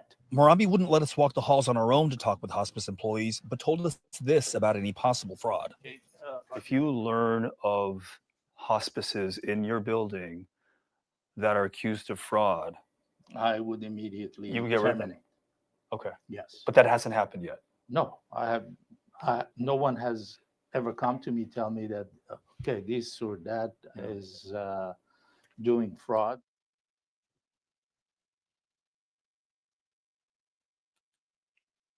Now, this is a story that the brother Curry covered earlier today. I want to show this quick video, and we're going to sign off. This is what the brother OG talked about earlier. We are following breaking news that's just into us right now. The Trump administration is now suing Harvard University, alleging the school violated rights of Jewish and Israeli students. That new suit filed today could make Harvard repay billions in federal subsidies. MS Now legal affairs reporter Fallon Gallagher is here with the very latest, getting read in on this quickly. Fallon, walk us through exactly what the administration is alleging here. Yeah, Ariel, the Trump administration is suing Harvard University, saying that the university failed to protect students of both Jewish and Israeli descent in the wake of the October 7th terrorist attacks just a few years ago. They're saying that this is a violation of civil rights, specifically of Title VI. And I want to read in part from the suit because they say that Harvard had, quote, turned a blind eye to the anti-Semitism and discrimination against Jews and Israelis on. What does a learning institution, what can they do to protect people from anything besides something administrative? This is crazy. A president of the United States, a whole entire administration is showing favoritism towards a group of people. This is crazy. Absolutely crazy. On campus. And that, it's absolutely crazy. Like, what about all of the rituals that are done in all of these Ivy League schools? Why aren't we putting the smash down on that? You got people who complain about their being mistreated, not necessarily that it's being done, but It's a lobby. Everybody knows it's a lobby, and everybody knows why Trump's doing it. If you don't know why Trump's doing it, you just you're a bonehead. Put it that way. If you don't know why Trump's doing it, because he got a buddy over there named Benjamin BB, and he's probably doing it on his behalf. How can the Trump administration is suing Harvard over because somebody's being mistreated? What about when you see any other group of people being mistreated? Do you sue police departments? Is Donald Trump going to sue police departments that beat up people, regardless of what race there is? Is he going to go to bat for them? But this group of people get preferential treatment from the man with the highest office in the land. Do you think there could be any other reason why this is happening? Explain it to me, brother. Go further with that explanation, that question. Yeah, like, is there this is just too in the face now. Brother, Donald Trump don't do nothing for nobody because he actually have like sentiments towards them or feelings towards them, and he want to do right. That's not why he's doing this. If they win if they win these billions, guess what's gonna happen? Huh. His motive is self-aggrandizing. He want to say he won. He'll say he won if he lost. That's just his mentality. And if they do win, he's going to get broken off. He's going to get broken off if they win this case. That's why he do things. Salute to Garrett. Thanks for tapping in, brother. Yeah, I sue him. Take the money. I don't like none of these. I don't like these Ivy League schools, honestly, personally. This is this money. That money I know is well, I don't actually know. I gotta do the money. I gotta do the money trail on that. But all of these Ivy League schools here, I will say this, Brother Nasir, that these are England funded, and this money, I can't prove it to you. I shouldn't even say it because I can't prove it. Well, I see it like this. None of these people are trustworthy. Absolutely. Whether they are a politician or they are an educator in the Ivy League. They're not trustworthy to me. So I don't trust any of them. Again, brother, they can't lie to me. Because I don't believe them in the first place. I don't believe if it's somebody you don't believe nothing they say, they can't lie to you, bro. I don't believe nothing they say, so they can't lie to me. Right. They could be telling the truth. I'm not gonna believe them because of who it's coming from. Nah. You can only trick those who trust you. I don't trust them. What Chuck D say, P say, can't trust it. No. I don't trust them, bro. So they'll never be able to fool me because I don't trust them. None of them. They say that when a university like Harvard accepts federal funding, that they're agreeing to comply with Title VI. And because they have violated Title VI, the administration intends to recoup, at this point, more than $2.5 billion in federal funding that it had given the university. But again, this isn't the first time that there's been a legal fight specifically over federal funding. You'll remember. See, Donald Trump got a problem with Harvard because he lost to them. That's probably his motive too, losing the first time they had litigations. It's probably his motive. He's a loser that don't like losing. That's what Donald Trump is. He's a loser who don't like losing. Like he lost to Letitia James. She convicted him. Comedy wouldn't do his bidding, so he maliciously tried to prosecute him. The sister down in Georgia, I forgot her name.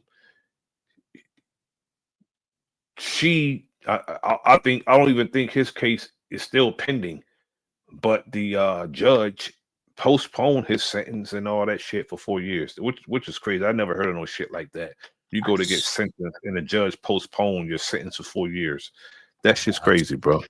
Yeah, and that's unheard of in my world, but you know, bro, you go get sentenced, bro. You gonna either do time or get let go. It's not gonna get hey, postponed, man. depending on Man. what you did. But if you got,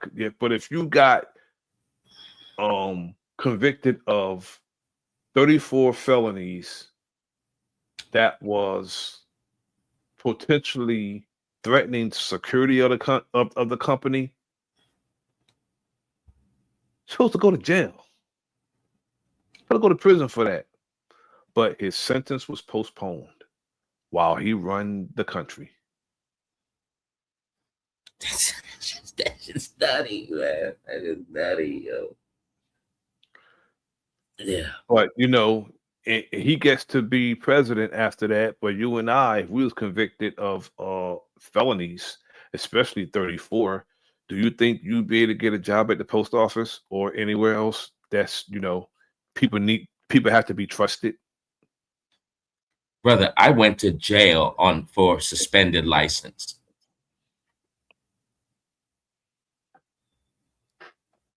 Okay. That's what I'm saying. He sent you to jail, right? Yeah. Like this is that. Like that's that's the criminal justice system for you. Yeah. I guess you got to be a criminal. You got to be a criminal to get the justice. Yeah. You go down there looking for justice. What you find? Just us. Remember that Harvard had actually sued the Trump administration for withholding federal funding.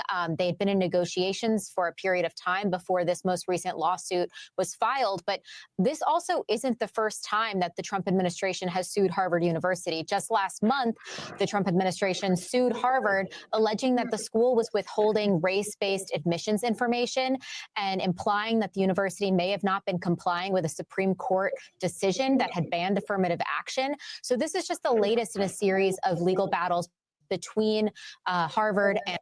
In other words, Donald Trump wanted to show niggas got it. That's what he wanted, bro. That's what Donald Trump wanted, to make sure no niggas got in Harvard. Hey, look, and what was you got some of these dummies that be around us saying Donald Trump's not racist. I'm not gonna say no names, but they say Donald Trump not racist. You know what was the I think it was last year or 2 years ago where people were paying for their students, paying for their child to get into Harvard, and they had someone inside passing all of their tests or something like that, some of that sort of nature. And it was just like, oh, so now you're accepting, below average, way below average students that can't make the cut for the grades, but you will deny the one that does have the grades, and that probably be a person of color. Yeah, just don't got the money to go there, and they go on an academic scholarship or sports scholarship, and Donald Trump don't want nobody being able to say they graduated from Yale when his ass didn't. There's something going on. You don't want one of us saying sounds so childish. Look, this sounds so childish. Like this, you know why? Especially when somebody he can't stand graduated from there. Barack Obama. Yeah, Obama was. But look, for the ones that know, right. If you know what these Ivy League schools are all about, you know what I mean. So Obama graduated from Harvard. Donald Trump can't stand that. Yeah, because it's mandatory for these elites now. Obama is slim and trim, and Trump can't stand that. Obama plays hoop. He plays hoop, and Trump can't stand that. I can't hoop.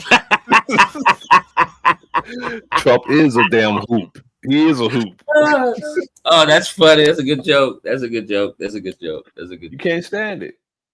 All these things, Donald Trump can run and jog, and Trump can't. Obama hasn't been president for 10 whole years, and they still blaming him for shit. They still mentioning him. I mean, he did. I mean, I don't subscribe to him. He the same as them, but they still blaming him for shit. He haven't been president for 10 years. Yeah, 10 whole years. The elite school babies right here. You know what I mean? Like, this is a deep thing. This is a deep thing, Brother Nasir. I mean, sometimes, I've been thinking about this for a long time of the solution. And I've identified all the problems, but okay, what's these solutions? How, like, in these solutions, it only can be done if a person really is up on that level of status and all of that. Like, yeah, but if somebody's up on that level in status, you know what they went through. They went through all the rituals and all the secrecy and all the other stuff. Yeah. You know what I'm saying? And if they go outside of that, what happens. It's skull and bones, man. It's a skull and bones, bro. This is sad. Look, this is crazy. This is crazy. Harvard, Yale, Princeton, all that shit, that's skull and bones, bro. Stanford, that's skull and bones. Wait. What did let me look this up. I looked it up before, but I totally forgot. What college did Trump graduate from? I don't know. Probably Did he even go? Nitwit University. Was it? I forgot what college you went to. I forgot what college you went to. It wasn't. I don't know. What college did Trump go to? It was an Ivy League. I think it was an Ivy League school. I think so too. Yeah. I don't know where he went to. He went to Fordham University for 2 years, and then he went to the University of Wharton School. He transferred to University of Pennsylvania Wharton School. What's that? Is it? He only got a bachelor's. That's all. Only got a bachelor's. It's Fordham. That's what it should be too. A damn bachelor, because I can't imagine somebody want to marry that motherfucker. Is that is Fordham an Ivy League? Wharton is.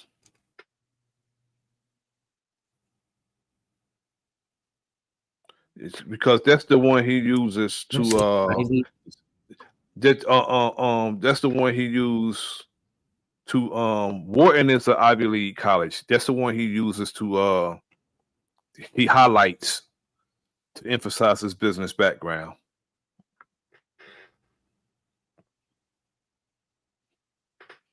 It says no. Strange. He graduated with a degree in economics. Donald Trump. Ivy League is former NCAA, then private schools brand. Yeah. Wharton is. I don't know. I mean, for the last I checked, Wharton is an Ivy League college. But that's the one he always brag about. He went to Wharton. Oh,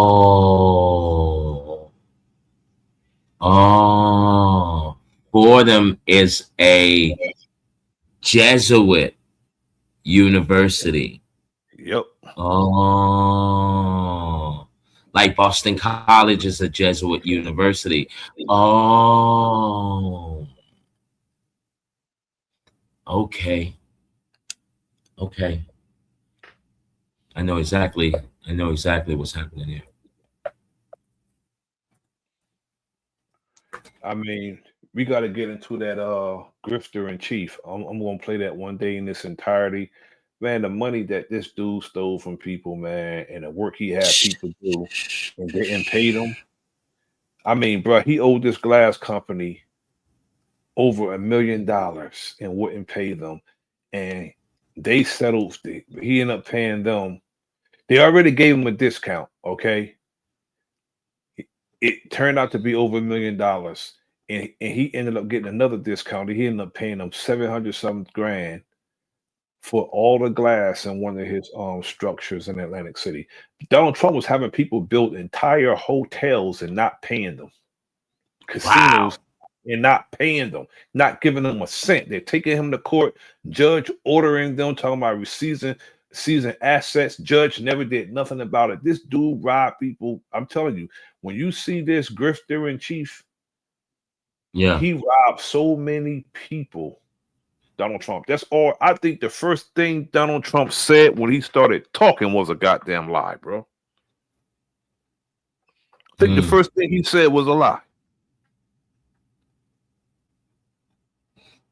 The man stole money from his brothers and sisters. When you see this grifter in chief, that's all he's been all his whole entire life was a grifter, man. What he can get from somebody.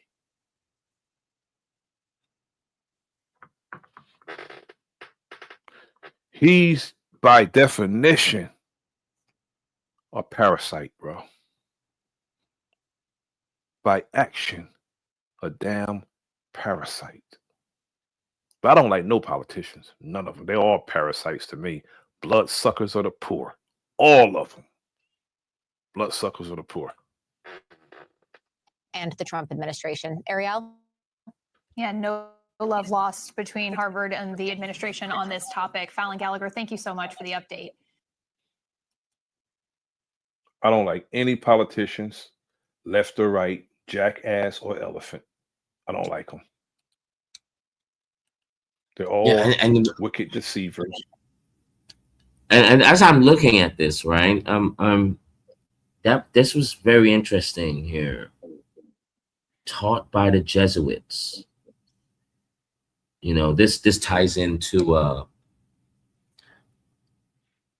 the bill that I was going to, you know, we're going to do, right, and this involves the Vatican here.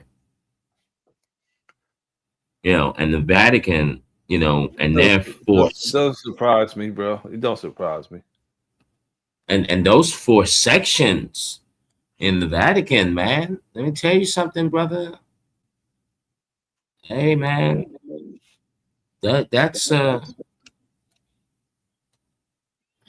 as I called it, you know, this is a demonic stronghold here. Yo, tell me about it. You know, very powerful, very influential. Tell me about it. You know, and if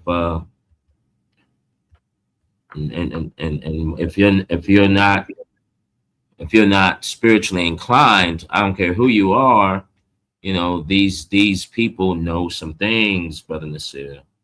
They really know some things, man. And they do some things too. Let's do a quick promo, brother.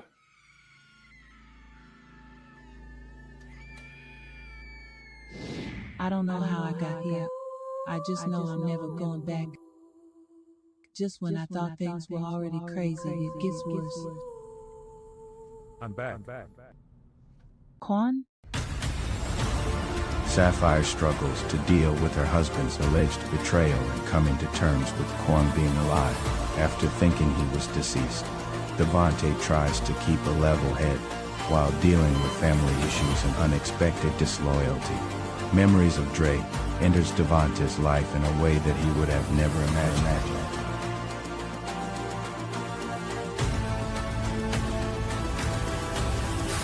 Fire Part 2, the finale.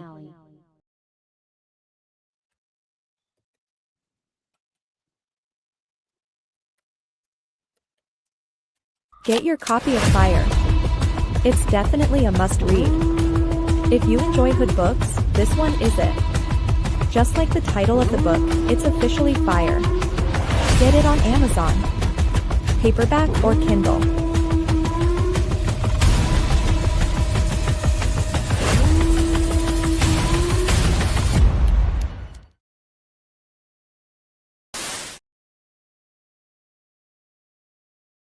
Yeah, if you didn't get your copy of Fire, Book 2, the finale, get your copy of Fire, Book 2, the finale. Get your copy of the original Fire. Good reading, absolute good reading. If you want some good do some good reading, a novelty, get your copy of Fire Book 2, the finale, and the original book, Fire. Paperback or Kindle. Go to Amazon, Angela King James, and get your copy of Fire. I guarantee it. I guarantee once you read the book, you won't be able to put it down. I tell you that much. That I guarantee you. You're gonna want to finish the book, and you're going to want to you'll probably read it again. But if you're gonna get Fire Book 2, the finale, you should get Fire, the original book, Fire. Get your copies. Amazon, on paperback or Kindle. Link is in the chat. Get your copy.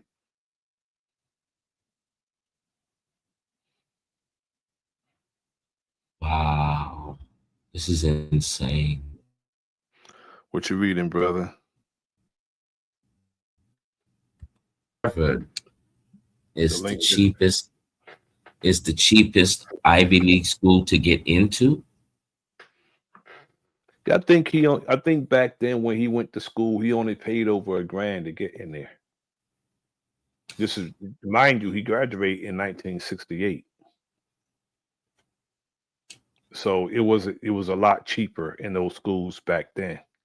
Yeah. I have the information on the documentary.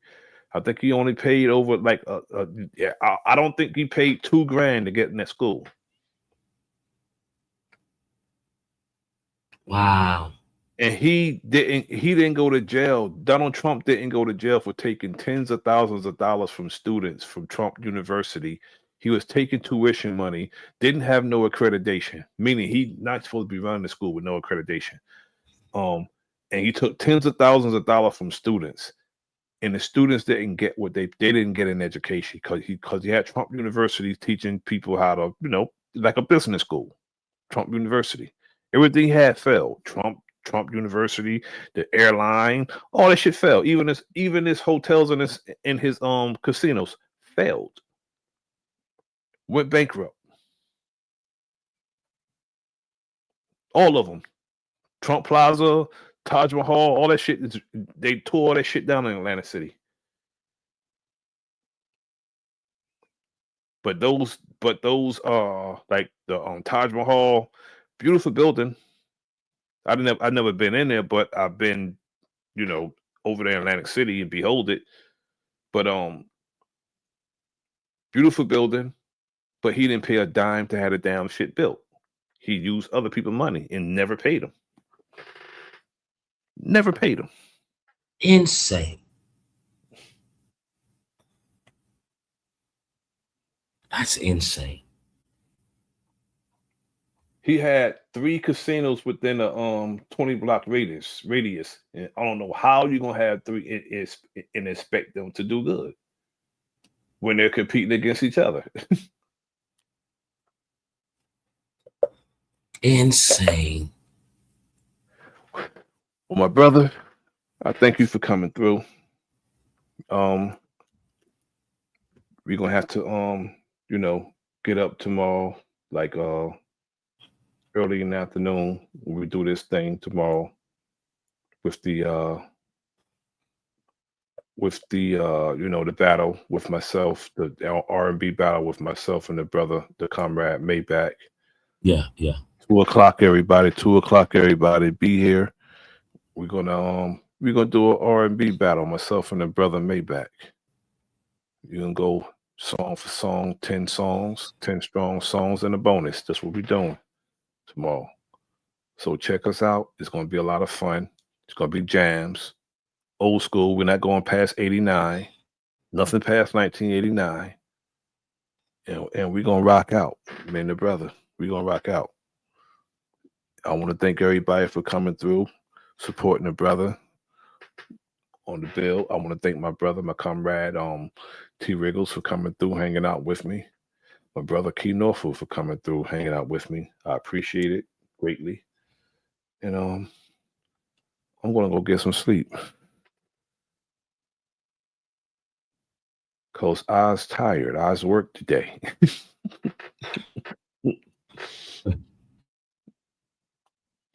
I appreciate you, brother. Thank you Salute. again, Brother Nasir. Yes, sir. Have Yes, me sir. on, man. This was good. Saying afternoon, it's still morning time. You know, it's still in the AM for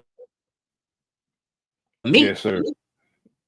Well, you know, it's about 9 o'clock over there where you at, but it's, you know, it's tomorrow where I'm at, brother. It's still Friday where you're at. It's tomorrow where I'm at. It's tomorrow. That's right. That's right. You got work too, man. Yeah. Yes, sir. Yeah. All right, my brother. Yeah. Salute. Yeah. Thank you. Peace. Thank you again, brother. You're welcome. Thank you, brother.